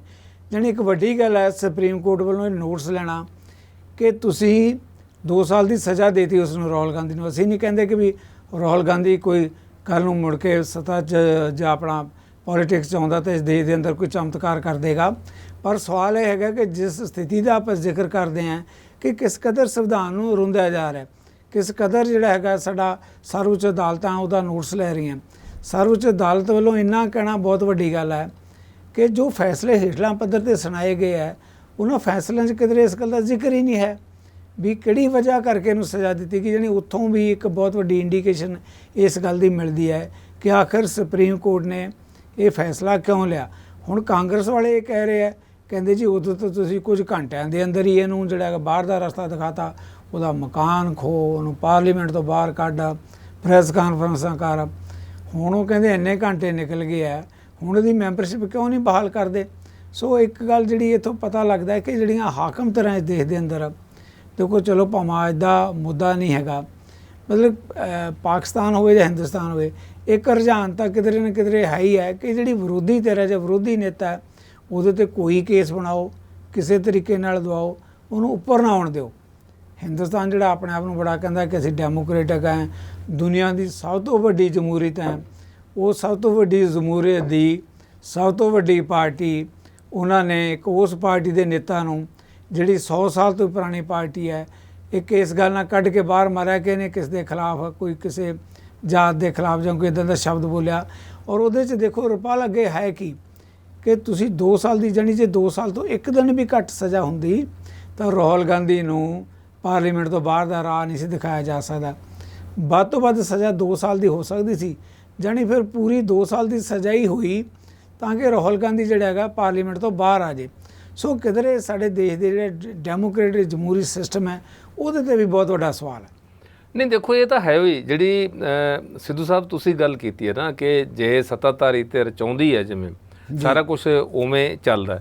ਸੁਪਰੀਮ ਕੋਰਟ ਨੇ ਵੀ ਜਿਹੜੀ ਗੱਲ ਦਾ ਤੁਸੀਂ ਦੱਸਿਆ ਵੀ ਨੋਟਿਸ ਲਿਆ, ਜਿਹੜੀ ਗੱਲ ਦਾ ਵੀ 500 ਪੰਨਿਆਂ ਤੋਂ ਵੱਧ ਦਾ ਜਿਹੜਾ ਹੈ ਉਹਦੇ ਤੇ ਜਿਹੜੀ ਚਾਰਜ ਸ਼ੀਟ ਬਣਾ ਕੇ ਸਾਰਾ ਕੁਝ ਇੱਕ ਫੈਸਲਾ ਚੀਫ ਜੁਡੀਸ਼ੀਅਲ ਮੈਜਿਸਟ੍ਰੇਟ ਦਾ ਆਉਂਦਾ ਹੈ, ਬਹੁਤ ਜ਼ੋਰ ਲਾਇਆ। ਹਾਂਜੀ, ਤੇ ਹਾਲਾਂਕਿ ਚੀਫ ਜੁਡੀਸ਼ੀਅਲ ਮੈਜਿਸਟ੍ਰੇਟ ਸਭ ਤੋਂ ਜਿਹੜੀ ਟ੍ਰਾਇਲ ਕੋਰਟ ਹੇਠਲੀ ਅਦਾਲਤ ਹੈ, ਉਹ ਕਦੇ ਐਡਾ ਵੱਡਾ ਜਿਹੜਾ ਹੈਗਾ ਇੰਨੇ ਪੰਨੇ ਨਹੀਂ ਭਰਦੇ ਹੁੰਦੇ। ਚਲੋ ਅਗਲੀਆਂ ਉੱਪਰਲੀਆਂ ਅਦਾਲਤਾਂ ਦੇ ਵਿੱਚ ਤਾਂ ਕਿਉਂਕਿ ਕੇਸਾਂ ਦੇ ਰੈਫਰੈਂਸ ਬਹੁਤ ਆ ਜਾਂਦੇ ਨੇ, ਤੇ ਉਹਦੇ 'ਚ ਉਹਨਾਂ ਨੇ ਮਤਲਬ ਕਿ ਜਿਹੜੀ ਆ ਤੁਸੀਂ ਗੱਲ ਕੀਤੀ ਹੈ, ਮੈਂ ਰਿਪੀਟ ਕਰ ਰਿਹਾ ਕਿ ਕਾਰਨ ਨਹੀਂ ਲਿਖਿਆ ਗਿਆ ਉਹਦਾ ਕਿ ਇਹ ਸਜ਼ਾ ਦਾ 500 ਸਫ਼ਿਆਂ 'ਚ ਵੀ ਕਿਤੇ ਕਾਰਨ ਨਹੀਂ ਲਿਖਿਆ ਗਿਆ ਕਿ ਕਿਉਂ ਜਿਹੜੀ ਹੈ ਇਹ 2 ਸਾਲ ਦੀ ਸਜ਼ਾ ਦਿੱਤੀ ਜਾਂਦੀ ਹੈ। ਦੂਜੀ ਜਿਹੜੀ ਇਹਦੇ 'ਚ ਗੱਲ ਇੱਕ ਟੈਕਨੀਕਲ ਇਹ ਹੈ ਕਿ ਕਿਉਂਕਿ ਡੈਫਾਮੇਸ਼ਨ ਦੇ ਵਿੱਚ ਵੱਧ ਤੋਂ ਵੱਧ 2 ਸਾਲ ਦੀ ਸਜ਼ਾ ਹੈ। ਆਪਾਂ ਵੀ ਸਾਹਮਣਾ ਕਰਦੇ ਰਹੇ ਹਾਂ ਡੈਫਾਮੇਸ਼ਨ ਦਾ, ਕੋਈ ਖਬਰ ਲੱਗ ਜਾਂਦੀ ਸੀ ਜਾਂ ਹੋਰ ਹੈ ਮਾਮਲਿਆਂ ਦਾ, ਉਹ ਪਹਿਲੇ ਉਸ 'ਚ ਚੀਫ ਜੁਡੀਸ਼ੀਅਲ ਜਾਂ ਮੈਜਿਸਟ੍ਰੇਟ ਦੇ ਜਿਹੜਾ ਹੇਠਲੇ ਸਬ ਜੱਜ ਦੀ ਅਦਾਲਤ ਦੇ ਵਿੱਚ ਹੀ ਪਰ ਇਹ ਰੱਖ ਦਿੰਦਾ ਸੀ ਕਰਕੇ ਵੀ ਨਹੀਂ ਇਹ ਕੋਈ ਗੱਲ ਨਹੀਂ, ਜੇ ਖਬਰ ਲੱਗ ਗਈ ਕਿੱਥੇ ਤੁਹਾਡਾ ਗੱਲ ਖਤਮ ਹੋ ਜਾਂਦੀ ਸੀ। ਮੈਨੂੰ ਨਹੀਂ ਲੱਗਦਾ ਕੋਈ ਮਾਣਹਾਨੀ ਦਾ ਕੋਈ ਐਡਾ ਇਸ ਲੈਵਲ ਤੱਕ ਕੋਈ ਕੇਸ ਮਾਣਹਾਨੀ ਦਾ ਗਿਆ ਹੋਵੇ। ਤੇ ਫਿਰ ਜੇ ਇੱਕ ਪਾਸੇ ਦੇਖੋ ਕਹਿ ਰਹੇ ਹੈ ਕਿ ਉਹ ਤਾਂ ਜੀ ਬਹੁਤ ਵੱਡਾ ਅਪਰਾਧ ਕੀਤਾ ਹੈ, ਬਹੁਤ ਵੱਡਾ ਅਪਰਾਧੀ ਹੈ ਇਹ ਬੀਜੇਪੀ ਦੇ ਜਿਹੜੇ ਲੀਡਰ ਕਹਿ ਵੀ ਜੇ ਬਹੁਤ ਵੱਡਾ ਅਪਰਾਧੀ ਹੈ ਤਾਂ ਫਿਰ ਤੁਸੀਂ ਜੱਜ ਨੂੰ ਇਹ ਵੀ ਦੇ ਦਿਓ ਵੀ 2 ਸਾਲ ਤੋਂ ਵੱਧ ਵੀ ਸਜ਼ਾ, ਉਮਰ ਕੈਦ ਦੀ ਸਜ਼ਾ ਦੇ ਦਿਓ। ਜੇ ਮਤਲਬ ਕਿ ਇੰਨਾ ਹੀ ਵੱਡਾ ਅਪਰਾਧ ਕੀਤਾ ਹੋਇਆ ਹੈ ਜਾਂ ਹੋਰ ਹੈ 10 ਸਾਲ ਦੀ ਦੇ ਦੇ, ਕਿਉਂਕਿ ਇਹ ਜਿਹੜੀ ਇਹ ਵੀ ਮਿਥ ਕੇ ਕਿ ਉਹਨੂੰ ਪਾਰਲੀਮੈਂਟ ਤੋਂ ਕਿੱਦਾਂ ਬਾਹਰ ਕਰਨਾ ਵੀ ਜੇ ਇਹ ਸਜ਼ਾ ਅੱਗੇ ਬਰਕਰਾਰ ਸੁਪਰੀਮ ਕੋਰਟ 'ਚ ਵੀ ਰਹਿ ਜਾਂਦੀ ਹੈ ਤਾਂ ਜਿਹੜਾ ਹੈ 7 ਸਾਲ ਲਈ ਬਾਹਰ ਹੋ ਸਕਦਾ ਬੰਦਾ, ਦੁਬਾਰਾ ਚੋਣ ਨਹੀਂ ਲੜ ਸਕਦਾ 7 ਸਾਲ, ਇਸ ਤਰ੍ਹਾਂ ਕਿਸੇ ਲੀਡਰ ਨੂੰ ਬਾਹਰ ਕਰ ਦੇਣਾ। ਜਿਹੜੀ ਤੁਸੀਂ ਸਿੱਧੂ ਸਾਹਿਬ ਗੱਲ ਕੀਤੀ ਹੈ ਨਾ ਕਿ ਬੀਜੇਪੀ ਦੇ ਲੀਡਰ ਇਹ ਕਹਿ ਰਹੇ ਹੈ ਕਿ ਸਾਨੂੰ ਤਾਂ ਇਹਦਾ ਫਾਇਦਾ ਹੋ ਗਿਆ, ਉਹ ਤਾਂ ਇੱਕ ਪੰਜਾਬੀ ਦੀ ਬੜੀ ਕਹਾਵਤ ਹੈ ਕਿ ਬਸ਼ਰਮਾਂ ਦੀ ਦਾਲ ਡੁੱਲ ਗਈ, ਉਹ ਕਹਿੰਦੇ ਅਸੀਂ ਤਾਂ ਭੁੰਜੇ ਹੀ ਖਾਂਦੇ ਹੁੰਦੇ ਹਾਂ। ਉਹ ਤਾਂ ਹੁਣ ਇਸ ਕਿਸਮ ਦੀ ਸਟੇਟਮੈਂਟ ਹੈ ਇਹ। ਰਾਹੁਲ ਗਾਂਧੀ ਸਪਸ਼ਟ ਕਰ ਚੁੱਕੇ ਹੈ, ਮਿਸਟਰ ਖੜਗੇ ਸਪਸ਼ਟ ਕਰ ਚੁੱਕੇ ਹੈ, ਨਤੀਸ਼ ਕੁਮਾਰ ਸਪਸ਼ਟ ਕਰ ਚੁੱਕਿਆ ਕਿ ਅਸੀਂ ਪ੍ਰਾਈਮ ਮਿਨਿਸਟਰ ਦੇ ਕੈਂਡੀਡੇਟ ਨਹੀਂ ਹੈਗੇ। ਜਦੋਂ ਜਿਹੜੇ ਉਹ ਲੀਡਰ ਆਪਣੇ ਸਪਸ਼ਟ ਕਰ ਰਹੇ ਕਿ ਪਹਿਲਾਂ ਸਾਡੇ ਅੱਗੇ ਮੁੱਦਾ ਇਹ ਹੈ ਕਿ ਅਸੀਂ ਇਕੱਠੇ ਕਿਵੇਂ ਹੋਣਾ ਹੈ, ਦੇਸ਼ ਦੇ ਵਿੱਚ ਜੋ ਹਾਲਾਤ ਨੇ ਉਹਨਾਂ ਨੂੰ ਠੀਕ ਕਿੱਦਾਂ ਕਰਨਾ ਹੈ, ਜਿਸ ਤਰੀਕੇ ਦਾ ਵਾਲੇ ਪਾਸੇ ਦੇਸ਼ ਵੱਧ ਰਿਹਾ ਉਹਨੂੰ ਕਿਵੇਂ ਰੋਕਣਾ ਹੈ, ਇਹ ਸਾਡੇ ਅੱਗੇ ਮੁੱਦੇ ਨੇ। ਤੇ ਪ੍ਰਧਾਨ ਮੰਤਰੀ ਵਾਲੀ ਗੱਲ ਆ ਜੇ ਸਾਡੇ ਕੋਲ ਕੋਈ ਜਿਹੜਾ ਹੈ ਮੁੱਦਾ ਨਹੀਂ ਹੈ ਇਸ ਮਾਮਲੇ ਤੇ। ਤਾਂ ਜਿਹੜਾ ਪੋਲੀਟੀਕਲ ਤੌਰ ਤੇ ਜਾਣੀ ਹਰ ਪੋਲੀਟੀਕਲ ਪਾਰਟੀ ਜਿਹੜੀ ਸੱਤਾ 'ਚ ਬੈਠੀ ਹੁੰਦੀ ਹੈ ਉਹਦੇ ਹੱਕ 'ਚ, ਆਪਣੇ ਹੱਕ 'ਚ ਜੋ ਵੀ ਦਲੀਲ, ਰਾਹੁਲ ਗਾਂਧੀ ਦੀ ਸਜ਼ਾ ਦੇ ਉੱਤੇ ਰੋਕ ਰੱਖਣੀ ਆਪਣੇ ਆਪ 'ਚ ਬਹੁਤ ਵੱਡੀ ਗੱਲ ਹੈ। ਕੌਮੀ ਪੱਧਰ 'ਤੇ ਆਪਾਂ ਦੇਖਦੇ ਹਾਂ, ਆਪਾਂ ਦੇਖੋ ਮੀਡੀਆ ਕਰਮੀ ਹੈਗੇ ਆ, ਮੇਰਾ ਖਿਆਲ ਹੈ ਕਿ ਕੋਈ ਐਸਾ ਪ੍ਰਿੰਟ ਮੀਡੀਆ, ਕੋਈ ਇਲੈਕਟ੍ਰੋਨਿਕ ਮੀਡੀਆ ਨਹੀਂ ਹੋਏਗਾ ਜਿਹਨੇ ਇਸ ਵੱਡੀ ਡਿਵੈਲਪਮੈਂਟ ਦਾ ਨੋਟਿਸ ਨਾ ਲਿਆ ਹੋਵੇ, ਐਡੀਟੋਰੀਅਲ ਲਿਖੇ ਗਿਆ, ਹੈਡਲਾਈਨਾਂ ਲੱਗੀਆਂ। ਸੋ ਪਰ ਪੋਲੀਟੀਕਲ ਪਾਰਟੀਆਂ ਆਪਣੇ ਨਜ਼ਰੀਏ ਨਾਲ ਰਪਾਲ ਸੋਚਦੀਆਂ, ਸਮੇਂ ਦੇ ਲਿਹਾਜ਼ ਨਾਲ ਰਪਾਲ ਜੀ ਇਸ ਮੁੱਦੇ ਦੇ ਉੱਤੇ ਆਪਾਂ ਇੱਕ ਹੋਰ ਪ੍ਰੋਗਰਾਮ 'ਚ ਵੀ ਇਸ ਇਸ਼ੂ 'ਤੇ ਆਪਾਂ ਗੱਲ ਕਰਨੀ ਚਾਹੁੰਦੇ ਹਾਂ। ਉਹ ਇਸ਼ੂ ਹੈ ਪੰਜਾਬ 'ਚ ਹੜ੍ਹਾਂ ਨੂੰ ਲੈ ਕੇ। ਦੇਖੋ ਪੰਜਾਬ 'ਚ ਹੜ੍ਹ ਆਏ, ਹਜ਼ਾਰਾਂ ਏਕੜ ਫਸਲਾਂ ਬਰਬਾਦ ਹੋਈਆਂ, ਬਹੁਤ ਭਾਰੀ ਨੁਕਸਾਨ ਹੋਇਆ। ਸਰਕਾਰ ਆਪਣੀ ਜਗ੍ਹਾ 'ਤੇ ਕਹਿ ਰਹੀ ਹੈ ਕਿ ਜੀ ਅਸੀਂ ਪੂਰੀ ਭਰਪਾਈ ਕਰਾਂਗੇ। ਇੱਕ ਤਾਂ ਚਲੋ ਮਜ਼ਾਕ ਵਾਲੀ ਗੱਲ, ਮੁੱਖ ਮੰਤਰੀ ਭਗਵੰਤ ਮਾਨ ਨੇ ਕਹਿੰਦਾ ਕਿ ਚਾਹੇ ਬੱਕਰੀ ਹੋਵੇ ਅਤੇ ਚਾਹੇ ਮੁਰਗੀ ਹੋਵੇ, ਉੱਥੋਂ ਤੱਕ ਦਾ ਅਸੀਂ ਸਭ ਦਾ ਜਿਹੜਾ ਜੋ ਵੀ ਨੁਕਸਾਨ ਹੈ ਉਹਦੀ ਅਸੀਂ ਭਰਪਾਈ ਕਰਾਂਗੇ। ਪਰ ਹੜ੍ਹਾਂ ਤੋਂ ਬਾਅਦ ਮੈਂ ਜਿਸ ਮੁੱਦੇ ਦਾ ਗੱਲ ਕਰਨਾ ਚਾਹੁੰਦਾ ਕਿ ਕਾਫੀ ਵੱਡੀ ਪੱਧਰ ਤੇ ਪੰਜਾਬ ਦੇ ਅੰਦਰ ਵੱਖ-ਵੱਖ ਚਾਹੇ ਸ਼ਹਿਰ ਹੈ, ਕਸਬੇ ਹੈ, ਪਿੰਡ ਹੈ, ਬਿਮਾਰੀਆਂ ਦਾ ਵੀ ਇੱਕ ਹਮਲਾ। ਹੁਣ ਮੈਂ ਇਹਨਾਂ ਦਿਨਾਂ ਜਦੋਂ ਆਪਾਂ ਬੈਠੇ ਜ਼ਿਕਰ ਕਰ ਰਹੇ ਹਾਂ, ਹੜ੍ਹਾਂ ਤੋਂ ਬਾਅਦ ਅੱਖਾਂ ਦੀਆਂ ਜਿਹੜੀਆਂ ਬਿਮਾਰੀਆਂ ਹੈਗੀਆਂ ਉਹ ਐਡੀ ਵੱਡੀ ਪੱਧਰ ਤੇ ਉਹ ਫੈਲੀਆਂ ਹੈਗੀਆਂ ਕਿ ਡਾਕਟਰਾਂ ਦਾ ਕਹਿਣਾ ਹੈ ਕਿ ਅਸੀਂ ਕਈ ਸੀਨੀਅਰ ਡਾਕਟਰਾਂ ਦੀ ਮੈਂ ਰਾਏ ਪੜ੍ਹੀ ਹੈ, ਉਹ ਕਹਿੰਦੇ ਜੀ ਅਸੀਂ ਆਪਣੇ ਪ੍ਰੋਫੈਸ਼ਨਲ ਕੈਰੀਅਰ 'ਚ ਬਹੁਤ ਰੇਅਰ, ਬਹੁਤ ਖਾਸ ਮੌਕੇ ਹੋਣਗੇ ਕਿ ਇਸ ਤੇਜ਼ੀ ਦੇ ਨਾਲ ਅੱਖਾਂ ਦੀ ਜਿਹੜੀ ਬਿਮਾਰੀ, ਲਾਗ ਦੀ ਬਿਮਾਰੀ ਫੈਲਦੀ ਹੈ। ਤੁਹਾਡੀ ਜਿਹੜੀ ਅੱਖ ਦਾ ਜਿਹੜਾ ਚਿੱਟਾ ਸਫੈਦ ਹਿੱਸਾ ਉਹਦੇ 'ਤੇ ਕਿਵੇਂ ਲਾਲੀ ਆਉਂਦੀ ਹੈ ਕਿ ਖਰਾਬ ਹੁੰਦਾ, ਉਹਦੇ 'ਚ ਫਿਰ ਲੋਕੀ ਜਿਹੜੇ ਸਧਾਰਨ ਦੇਖੋ ਲੋਕ ਹੁੰਦੇ ਆ, ਕੋਈ ਇੱਧਰੋਂ ਦਵਾਈ ਲੈ ਲਈ, ਉੱਧਰੋਂ ਲੈ ਲਈ, ਕੋਈ ਹੋਰ ਇਸ ਤਰੀਕੇ ਨਾਲ ਜਿਹੜਾ ਕਿ ਉਹ ਬਲਕਿ ਅੱਖਾਂ ਹੋਰ ਖਰਾਬ ਹੁੰਦੀਆਂ, ਮੁਸ਼ਕਲਾਂ ਖੜੀਆਂ ਹੁੰਦੀਆਂ। ਇਕੱਲੀ ਅੱਖਾਂ ਦੀ ਬਿਮਾਰੀ ਨਹੀਂ, ਹੋਰ ਵੀ ਤਰ੍ਹਾਂ ਦੀਆਂ ਬਿਮਾਰੀਆਂ ਜਿਹੜੀਆਂ। ਸੋ ਲੱਗਦਾ ਹੈ ਕਿ ਫਲੱਡ ਦੀ ਸਥਿਤੀ ਨੂੰ ਲੈ ਕੇ ਸਰਕਾਰ ਨੂੰ ਜਿਹੜਾ ਹੈਗਾ ਹੋਰ ਪੋਲੀਟੀਕਲ ਲੜਾਈਆਂ ਤਾਂ ਲੜਦੇ ਰਹਿਣਗੇ, ਲੜੀਆਂ ਜਾਣਗੀਆਂ ਭਵਿੱਖ ਦੇ ਵਿੱਚ ਵੀ। ਇੱਕ ਫੌਰੀ ਵੱਡਾ ਮਸਲਾ ਹੈ ਕਿ ਹੈਲਥ ਵਾਲੇ ਪਾਸੇ ਵੱਲ ਇਹਨਾਂ ਨੂੰ ਫੌਰੀ ਧਿਆਨ ਦੇਣ ਦੀ ਜ਼ਰੂਰਤ ਹੈ, ਜੋ ਸਥਿਤੀ ਇਸ ਵੇਲੇ ਬਣੀ ਵੀ ਹੈ। ਨਹੀਂ, ਬਿਲਕੁਲ ਇਹ ਤਾਂ ਜੀ ਬਹੁਤ ਜ਼ਰੂਰੀ ਹੈ। ਵੈਸੇ ਤਾਂ ਕਿਉਂਕਿ 2-3 ਜਿਹੜੀਆਂ ਬੰਦੇ ਨੂੰ, ਮਨੁੱਖ ਨੂੰ ਜਿਹੜੀਆਂ ਸਭ ਤੋਂ ਵੱਧ ਲੋੜੀਂਦੀਆਂ ਜਿਹੜੀਆਂ ਸਹੂਲਤਾਂ ਕਹਿ ਲਓ, ਜਾਂ ਆਪਾਂ ਜਿਹਨੂੰ ਜਿਹੜੀਆਂ ਐਮਿਨਿਟੀਜ਼ ਕਹਿੰਦੇ ਆ, ਉਹਦੇ 'ਚ ਹੈਲਥ ਜਿਹੜਾ ਸਭ ਤੋਂ ਵੱਡਾ ਮੁੱਦਾ ਹੈਗਾ। ਚਲੋ ਖਾਣ ਪੀਣ ਤੋਂ, ਰੋਟੀ ਖਾਣ ਤੋਂ ਬਾਅਦ ਜਿਹੜਾ ਕੋਈ ਮੁੱਦਾ ਹੈਗਾ ਉਹ ਇਹੀ ਹੈ। ਬਿਲਕੁਲ ਪੰਜਾਬ ਦੇ ਵਿੱਚ ਬਹੁਤੀਆਂ ਥਾਵਾਂ 'ਤੇ ਲੋਕਾਂ ਦੇ ਘਰ ਢਹਿ ਗਏ, ਲੋਕ ਅਜੇ ਬਾਹਰ ਕੈਂਪਾਂ 'ਚ ਬੈਠੇ ਨੇ, ਸਾਂਝੀਆਂ ਥਾਵਾਂ 'ਤੇ ਬੈਠੇ ਨੇ ਜਾਂ ਹੋਰ ਹੈ। ਅਤੇ ਚਲੋ ਸਰਕਾਰ ਆਪਣੇ ਪੱਧਰ 'ਤੇ ਕਹਿ ਰਹੀ ਹੈ, ਪੋਲੀਟੀਕਲ ਪਾਰਟੀਆਂ ਆਪਣੇ ਪੱਧਰ 'ਤੇ ਕਿਤੇ ਮਜ਼ਾਕ ਵੀ ਉਡਾ ਰਹੀਆਂ, ਕਿਤੇ ਵਿਰੋਧ ਕਰ ਰਹੀਆਂ। ਹੁਣ ਸ਼ੁਰੂ ਦੇ ਵਿੱਚ ਸਰਕਾਰ ਨੇ ਕਿਹਾ ਕਿ ਸਾਡੇ ਸਾਰੇ MLA, ਸਾਡੇ ਸਾਰੇ ਮੰਤਰੀ ਫੀਲਡ ਦੇ ਵਿੱਚ ਜਾਣਗੇ ਆਪ ਜਾਂ ਹੋਰ ਹੈ, ਅਤੇ ਕਈ ਥਾਂ 'ਤੇ ਉਹ ਵੀ ਗੱਲ ਮਜ਼ਾਕ ਬਣੇ ਕਿ ਕਿਸ ਤਰ੍ਹਾਂ ਪਾਣੀ ਦੇ ਵਿੱਚ ਜਾ ਕੇ ਕੋਈ ਵੰਡ ਰਹੇ ਨੇ, ਅਤੇ ਫਿਰ ਦੂਜੀਆਂ ਪਾਰਟੀਆਂ ਨੇ ਕਿਹਾ ਨਹੀਂ ਜੀ ਇਹ ਤਾਂ ਫੋਟੋ ਸੈਸ਼ਨ ਕਰਾ ਕੇ ਆ ਗਏ, ਉੱਥੇ ਫੋਟੋਆਂ ਖਿਚਾ ਕੇ ਆ ਗਏ ਜਾਂ ਹੋਰ ਇਸ ਕਿਸਮ ਦੀਆਂ ਗੱਲਾਂ। ਅਤੇ ਚਲੋ ਇਹ ਚੱਲਦੀਆਂ ਰਹਿੰਦੀਆਂ ਨੇ ਕਿਉਂਕਿ ਸਿਆਸੀ ਦੂਸ਼ਣਬਾਜ਼ੀ ਜਾਂ ਹੋਰ ਹੈ। ਅਤੇ ਜਿਹੜੀ ਵੱਡੀ ਗੱਲ ਜਿਹੜੀ ਤੁਸੀਂ ਕੀਤੀ ਹੈ ਕਿ ਇਹ ਪਹਿਲਾਂ ਹੀ ਧਿਆਨ 'ਚ ਇਹ ਗੱਲਾਂ ਰਹਿਣੀਆਂ ਚਾਹੀਦੀਆਂ ਹੁੰਦੀਆਂ ਨੇ ਕਿ ਇਸ ਤੋਂ ਬਾਅਦ, ਕਿਉਂਕਿ ਇਹ ਆਏਗਾ। ਹਾਂਜੀ, ਵੀ ਇਹ ਕਿਉਂਕਿ ਇਹ ਤਾਂ ਜਿਹੜੇ ਸੀਨੀਅਰ ਜਿਹੜੇ ਡਾਕਟਰ ਨੇ, ਖਾਸ ਕਰਕੇ ਜਿਹੜੇ ਪਬਲਿਕ ਹੈਲਥ ਜਾਂ ਜਿਹੜੇ ਕਮਿਊਨਿਟੀ ਹੈਲਥ ਨੂੰ ਜਿਹੜੇ ਲੋਕ ਕਰਦੇ ਨੇ ਨਾ, ਸਾਡੇ ਡਾਕਟਰ ਡੀਲ ਕਰਦੇ ਆ, ਅਤੇ ਬਕਾਇਦਾ ਇਹਦੇ ਡਿਪਾਰਟਮੈਂਟ ਨੇ, ਅਤੇ ਉਹ ਜਿਹੜੇ ਕਮਿਊਨਿਟੀ ਡਿਵੈਲਪਮੈਂਟ ਮਾਫ਼ ਕਰਨਾ, ਜਿਹੜੇ ਕਮਿਊਨਿਟੀ ਹੈਲਥ ਨੂੰ ਜਿਹੜੇ ਡੀਲ ਕਰਦੇ ਉਹਨੂੰ ਪਤਾ ਹੈ ਕਿ ਇੱਦਾਂ ਦੀਆਂ ਮਾਸ ਲੈਵਲ 'ਤੇ ਜਿਹੜੀਆਂ ਬਿਮਾਰੀਆਂ, ਜਿਵੇਂ ਹੁਣ ਤੁਸੀਂ ਜਿਹੜੀ ਆ ਕੰਜੈਕਟਿਵਾਈਟਿਸ ਦੀ ਗੱਲ ਕੀਤੀ ਹੈ, ਜਿਹਨੂੰ ਆਪਾਂ ਸਧਾਰਨ ਲਫ਼ਜ਼ਾਂ ਦੇ ਵਿੱਚ ਆਈ ਫਲੂ ਕਹਿ ਦਿੰਦੇ ਹਾਂ, ਅਤੇ ਹੁਣ ਪਹਿਲਾਂ ਬਹੁਤ ਰੇਅਰ ਹੁੰਦਾ ਸੀ ਕਦੇ ਕਿ ਹੋ ਜਾਂਦਾ, ਕਿਉਂਕਿ ਇਹ ਲਾਗ ਦੀ ਬਿਮਾਰੀ ਹੈ, ਬਹੁਤ ਛੇਤੀ ਅੱਗੇ ਜਿਹੜੀ ਹੈ ਉਹ ਫੈਲਦੀ ਹੈ। ਉਹਨਾਂ ਇਲਾਕਿਆਂ 'ਚ ਇਹਦਾ ਜ਼ਿਆਦਾ ਪ੍ਰਭਾਵ ਹੈ, ਵੈਸੇ ਤਾਂ ਪੂਰੇ ਪੰਜਾਬ 'ਚ ਹੀ ਹੈ, ਜਿੱਥੇ ਹੜ੍ਹ ਆਏ ਹੋਏ ਉੱਥੇ ਜ਼ਿਆਦਾ ਜਿਹੜਾ ਹੈ ਇਹਦਾ ਪ੍ਰਭਾਵ ਹੈ। ਉਹਦੇ ਲਈ ਉਹਦੇ ਕੋਈ ਮੈਡੀਸਨ, ਉਹਦੇ ਲਈ ਜਿਹੜਾ ਹੈ ਕੋਈ ਜਿਹੜੀ ਹੈ ਉਹਦੇ ਲਈ ਕੋਈ ਪ੍ਰੀਕਾਸ਼ਨ। ਅੱਛਾ, ਇਸ ਤੋਂ ਪਹਿਲਾਂ ਉੱਥੇ ਕਈ ਥਾਵਾਂ 'ਤੇ ਪੇਚਸ ਦੀ ਬਿਮਾਰੀ ਦੀ ਬੜੀ ਪ੍ਰੋਬਲਮ ਆਈ, ਜਿੱਥੇ ਡਾਇਰੀਆ ਦੀ ਜਾਂ ਆਪਣਾ ਚਲੋ ਅਜੇ ਹੈਜਾ ਹੂਜਾ ਵਗੈਰਾ ਇਹ ਤੋਂ ਅਜੇ ਬਚਿਆ ਹੋਇਆ, ਕੋਈ ਬਹੁਤੀਆਂ ਇਹਦੀਆਂ ਖਬਰਾਂ ਨਹੀਂ ਆਈਆਂ, ਪਰ ਡਾਇਰੀਆ ਦੀਆਂ ਬਹੁਤ ਖਬਰਾਂ ਆਈਆਂ, ਕਈ ਮੌਤਾਂ ਵੀ ਹੋ ਗਈਆਂ ਡਾਇਰੀਆ ਨਾਲ, ਡਾਇਰੀਆ, ਡੇਂਗੂ ਹੈ, ਹਾਂਜੀ, ਜਾਂ ਡੇਂਗੂ। ਅਤੇ ਇਹਦੇ ਲਈ ਤਾਂ ਪਹਿਲਾਂ ਤੋਂ ਹੀ ਜਦੋਂ ਪਤਾ ਹੈ ਕਿ ਆਹ ਫਲੱਡ ਦੀ ਸਥਿਤੀ ਹੋਊਗੀ, ਪਾਣੀ ਭਰ ਗਿਆ ਜਾਂ ਹੋਰ ਹੈ, ਜਦੋਂ ਪਾਣੀ ਖੜ੍ਹੇਗਾ ਜਾਂ ਹੋਰ ਹੈ, ਜਿਹੜੀਆਂ ਇੱਦਾਂ ਦੀਆਂ ਜਿਹਨੂੰ ਆਪਾਂ ਵੈਕਟਰ ਬੋਰਨ ਜਾਂ ਵਾਟਰ ਬੋਰਨ ਜਿਹੜੀਆਂ ਡਿਜ਼ੀਜ਼ ਕਹਿੰਦੇ ਆ, ਅਤੇ ਉਹ ਤਾਂ ਸਾਹਮਣੇ ਆਉਣਗੀਆਂ। ਉਹਦੇ ਲਈ ਸਗੋਂ ਤਿਆਰੀ ਉਸ ਤੋਂ ਵੀ ਵੱਡੀ ਹੋਣੀ ਚਾਹੀਦੀ ਹੈ, ਜਿੱਡੀ ਤਿਆਰੀ ਲੋਕਾਂ ਨੂੰ ਲੰਗਰ ਪਹੁੰਚਾਉਣ ਜਾਂ ਰੋਟੀ ਪਹੁੰਚਾਉਣ ਦੀ ਹੈ। ਬਿਲਕੁਲ ਰਪਾਲ ਜੀ, ਜਿਹੜਾ ਹੈਗਾ ਜਦੋਂ ਆਪਾਂ ਮਦਦ ਦੀ ਗੱਲ ਕਰਦੇ ਨਾ, ਸਰਕਾਰ ਨੂੰ ਜੋ ਤਿਆਰੀ ਦੀ ਤੁਸੀਂ ਗੱਲ ਕੀਤੀ ਹੈ, ਅਤੇ ਇੱਕ ਮਾਮਲਾ ਮੈਂ ਤੁਹਾਡੇ ਵੀ ਧਿਆਨ 'ਚ ਲਿਆਉਣਾ ਚਾਹੁੰਦਾ, ਇਸ ਮੁੱਦੇ 'ਤੇ ਕਿਸ ਤਰੀਕੇ ਨਾਲ ਦੇਖੋ ਸਥਿਤੀ ਬਣਦੀ ਹੈ ਪੰਜਾਬ 'ਚ। ਹੁਣ ਮੈਂ ਦੇਖ ਰਿਹਾ ਸੀ ਕਿ ਹੈਪੇਟਾਈਟਸ C ਜਿਹੜਾ ਹੈਗਾ ਇੱਕ ਵੱਡੀ ਸਮੱਸਿਆ ਬਣੀ ਹੋਈ ਹੈ। ਜੇ ਆਪਾਂ ਮੈਡੀਕਲ ਰਿਪੋਰਟ ਦੇਖੀਏ ਤਾਂ ਪਿਛਲੇ ਕੁਝ ਸਾਲਾਂ 'ਚ 55,000 ਕੇਸ ਜਿਹੜੇ ਹੈਗੇ ਹੈਪੇਟਾਈਟਸ C ਦੇ ਪਾਏ ਗਏ ਆ, ਔਰ ਇਹ ਇੰਨੀ ਤੇਜ਼ੀ ਨਾਲ ਪੰਜਾਬ 'ਚ ਬਿਮਾਰੀ ਫੈਲ ਰਹੀ ਹੈ ਕਿ ਪਿਛਲੇ ਕੇਵਲ 1 ਸਾਲ 'ਚ 18,000 ਕੇਸ ਜਿਹੜੇ ਹੈਗੇ ਹੈਪੇਟਾਈਟਸ C ਦੇ ਪਾਏ ਗਏ ਆ। ਤਾਂ ਇੱਕ ਪਾਸੇ ਤਾਂ ਐਡੀ ਵੱਡੀ ਬਿਮਾਰੀ, ਉਹਦਾ ਚੈਲੰਜ, ਚੁਣੌਤੀ, ਦੂਜੇ ਪਾਸੇ ਹੋ ਕੀ ਰਿਹਾ ਕਿ ਪਿਛਲੇ ਕਈ ਮਹੀਨਿਆਂ ਤੋਂ ਜਿਹੜੇ ਸਰਕਾਰੀ ਹਸਪਤਾਲ ਹੈ ਉਹਨਾਂ 'ਚ ਹੈਪੇਟਾਈਟਸ C ਨਾਲ ਸੰਬੰਧਿਤ ਜਿਹੜੀਆਂ ਮੈਡੀਸਨਸ ਹੈਗੀਆਂ ਉਹ ਦਵਾਈਆਂ ਹੀ ਨਹੀਂ ਮਿਲਦੀਆਂ। ਮੈਂ ਸਰਕਾਰੀ ਹਸਪਤਾਲਾਂ ਦਾ ਜ਼ਿਕਰ ਰਪਾਲ ਜੀ ਇਸ ਕਰਕੇ ਕਰ ਰਿਹਾ ਕਿ ਉੱਥੇ ਸਰਕਾਰ ਨੇ ਇੰਤਜ਼ਾਮ ਕੀਤਾ ਸੀ, ਕਿਉਂਕਿ ਮਹਿੰਗੀ ਦਵਾਈ ਹੈ, ਸਧਾਰਨ ਵਿਅਕਤੀ ਇੰਨੀ ਮਹਿੰਗੀ ਦਵਾਈ ਲਗਾਤਾਰ ਖਾ ਨਹੀਂ ਸਕਦਾ, ਮੁਸ਼ਕਿਲ ਹੈ। ਸਰਕਾਰ ਵੱਲੋਂ ਫੈਸਲਾ ਲਿਆ ਗਿਆ ਪਿਛਲੇ ਸਮਿਆਂ ਦੇ ਵਿੱਚ ਕਿ ਵੀ ਇਹ ਦਵਾਈ ਮੁਫਤ ਮਿਲੇਗੀ ਸਰਕਾਰੀ ਹਸਪਤਾਲਾਂ 'ਚ। ਹੁਣ ਪਿਛਲੇ ਕਈ ਮਹੀਨਿਆਂ ਤੋਂ ਉੱਥੇ ਹੈਪੇਟਾਈਟਸ ਸੀ ਦੀ ਦਵਾਈ ਹੈ ਨਹੀਂ। ਇਹ ਤੁਸੀਂ ਅੰਦਾਜ਼ਾ ਲਾਓ ਕਿ ਐਡੀ ਖਤਰਨਾਕ ਬਿਮਾਰੀ ਹੈ, ਜੇ ਜਿਹੜਾ ਪੇਸ਼ੈਂਟ ਹੈਗਾ ਉਹਨੂੰ ਜਿਹੜੀ ਪ੍ਰੋਪਰ ਸਮੇਂ ਸਿਰ ਦਵਾਈ ਨਹੀਂ ਲਏਗਾ ਤਾਂ ਅੱਗੇ ਕੀ ਖਤਰਨਾਕ ਸਥਿਤੀ ਹੋ ਸਕਦੀ ਹੈ। ਅੱਗੇ ਸਰਕਾਰਾਂ ਦੀ ਸਥਿਤੀ ਦੇਖੋ ਕੀ ਹੈ। ਇੱਕ ਜਰਨਲਿਸਟ ਨੇ ਜਾ ਕੇ ਜਿਹੜਾ ਹੈਲਥ ਕਾਰਪੋਰੇਸ਼ਨ ਜਿਹੜੀ ਹੈਗੀ ਆ ਉਹਨਾਂ ਦੇ ਸੀਨੀਅਰ ਅਧਿਕਾਰੀ ਨੂੰ ਪੁੱਛਿਆ ਵੀ ਇਹ ਕੀ ਹਾਹਾਕਾਰ ਮੱਚੀ ਹਸਪਤਾਲਾਂ ਦੇ ਵਿੱਚ ਹੈਪੇਟਾਈਟਸ ਸੀ ਦੀ ਮੈਡੀਸਿਨ ਕਿਉਂ ਨਹੀਂ ਹੈ। ਉਹ ਕਹਿੰਦਾ ਜੀ ਜਿਹੜਾ ਹੈਲਥ ਡਿਪਾਰਟਮੈਂਟ ਹੈ ਉਹਦੇ ਵੱਲੋਂ ਸਾਨੂੰ ਜਿਹੜੇ ਰਿਕੁਜੀਸ਼ਨ ਆਉਂਦੀ ਹੁੰਦੀ ਹੈ, ਜੋ ਸਾਨੂੰ ਲਿਖ ਕੇ ਭੇਜਦੇ ਆ ਉਹ ਕਹਿੰਦੇ ਲੇਟ ਹੋ ਗਏ। ਹੁਣ ਜਾਣੀ ਸਿਹਤ ਵਿਭਾਗ ਤੇ ਮੈਡੀਕਲ ਜਿਹੜੀ ਹੈਲਥ ਕਾਰਪੋਰੇਸ਼ਨ ਤੇ ਸਿਹਤ ਵਿਭਾਗ ਦੋਨੇ ਹੀ ਆਪਸ ਵਿੱਚ ਲੜ ਰਹੇ ਆ। ਮਾਮਲਾ ਪੰਜਾਬ ਦੇ ਲੋਕਾਂ ਨੂੰ ਬਚਾਉਣ ਦਾ। ਸੋ ਕਿਧਰੇ ਨਾ ਕਿਧਰੇ ਜਿਹੜਾ ਹੈਗਾ ਸਰਕਾਰ ਦੀ ਇਸ ਮਾਮਲੇ 'ਚ ਵੀ ਵੱਡੀ ਅਣਗਹਿਲੀ ਹੈ। ਜਦੋਂ ਆਪਾਂ ਹੜ੍ਹਾਂ ਦੀ ਗੱਲ ਕਰਦੇ ਹਾਂ, ਜਾਣੀ ਜਿਹੜਾ ਸਿਸਟਮ ਹੋਣਾ ਚਾਹੀਦਾ ਜਿਸ ਤਰੀਕੇ ਨਾਲ, ਇੱਕ ਪਾਸੇ ਸਰਕਾਰ ਮੁਹੱਲਾ ਕਲੀਨਿਕ ਹੈਲਥ ਸਾਡੀ ਪ੍ਰਾਇਓਰਟੀ ਹੈ, ਦੂਜੇ ਪਾਸੇ ਇਹੋ ਜਿਹੀ ਸਥਿਤੀ। ਇਹਦੇ 'ਚ ਇੱਕ ਜਿਹੜੀ ਕਿ ਸਮੇਂ ਦੇ ਲਿਹਾਜ਼ ਨਾਲ ਹਰਪਾਲ ਜੀ ਇੱਕ ਮੁੱਦੇ 'ਤੇ ਮੈਂ ਹੋਰ ਵੀ ਤੁਹਾਡਾ ਜਿਹੜਾ ਹੈਗਾ ਧਿਆਨ ਤੁਹਾਡੀ ਜ਼ਰੂਰ ਰਾਏ ਲੈਣੀ ਚਾਹਾਂਗਾ।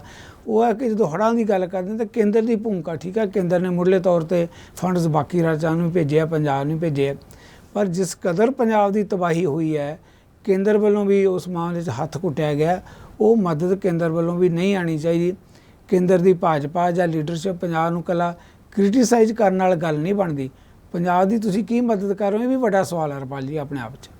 ਨਹੀਂ ਦੇਖੋ ਸਿੱਧੂ ਸਾਹਿਬ, ਇੱਕ ਤਾਂ ਜਿਹੜੀ ਤੁਸੀਂ ਹੈਪੇਟਾਈਟਸ ਸੀ ਦੀ ਜਿਹੜੀ ਗੱਲ ਕੀਤੀ ਤੇ ਬਿਲਕੁਲ ਸਹੀ ਗੱਲ ਹੈ, ਕਿਉਂਕਿ ਲਿਵਰ ਦੀ ਇੱਕ ਇੱਦਾਂ ਦੀ ਬਿਮਾਰੀ ਹੈ। ਹਾਲਾਂਕਿ ਇਹਦੀ ਹੁਣ ਵੈਕਸੀਨ ਵੀ ਜਿਹੜੀ ਆ ਗਈ ਕਾਫੀ ਸਿਰ ਤੋਂ ਪਹਿਲਾਂ, ਇਹਦੀ ਵੈਕਸੀਨ ਪੇਡ ਹੁੰਦੀ ਰਹੀ ਹੈ, ਲੋਕ ਬੜਾ ਪੈਸਾ ਖਰਚ ਕਰਕੇ ਵੈਕਸੀਨ ਲਵਾਉਂਦੇ, ਮਹਿੰਗੀ ਦਵਾਈ ਹੈ। ਜੇ ਹੋ ਵੀ ਗਿਆ ਚਲੋ ਪੀਲੀਏ ਨਾਲ ਸੰਬੰਧਿਤ ਆਪਾਂ ਆਮ ਬਿਮਾਰੀ ਕਹਿ ਦਿੰਦੇ ਹਾਂ ਇਹਨੂੰ, ਪਰ ਇਹ ਹੈ ਬੜੀ ਜਾਨਲੇਵਾ ਜੇ ਇਹਦਾ ਜਿਹੜਾ ਅੱਗੇ ਸੀਰੀਅਸ ਹੋ ਜਾਂਦਾ ਦਵਾਈ ਨਹੀਂ ਲਈ ਜਾਂਦੀ ਜਾਂ ਹੋਰ ਹੈ। ਤੇ ਹੁਣ ਜਿਹੜੀਆਂ ਕਾਰਪੋਰੇਸ਼ਨਾਂ ਨੇ, ਇਹ ਵੀ ਬੜਾ ਦੇਖੋ ਕਮਾਲ ਦੀ ਗੱਲ ਹੈ।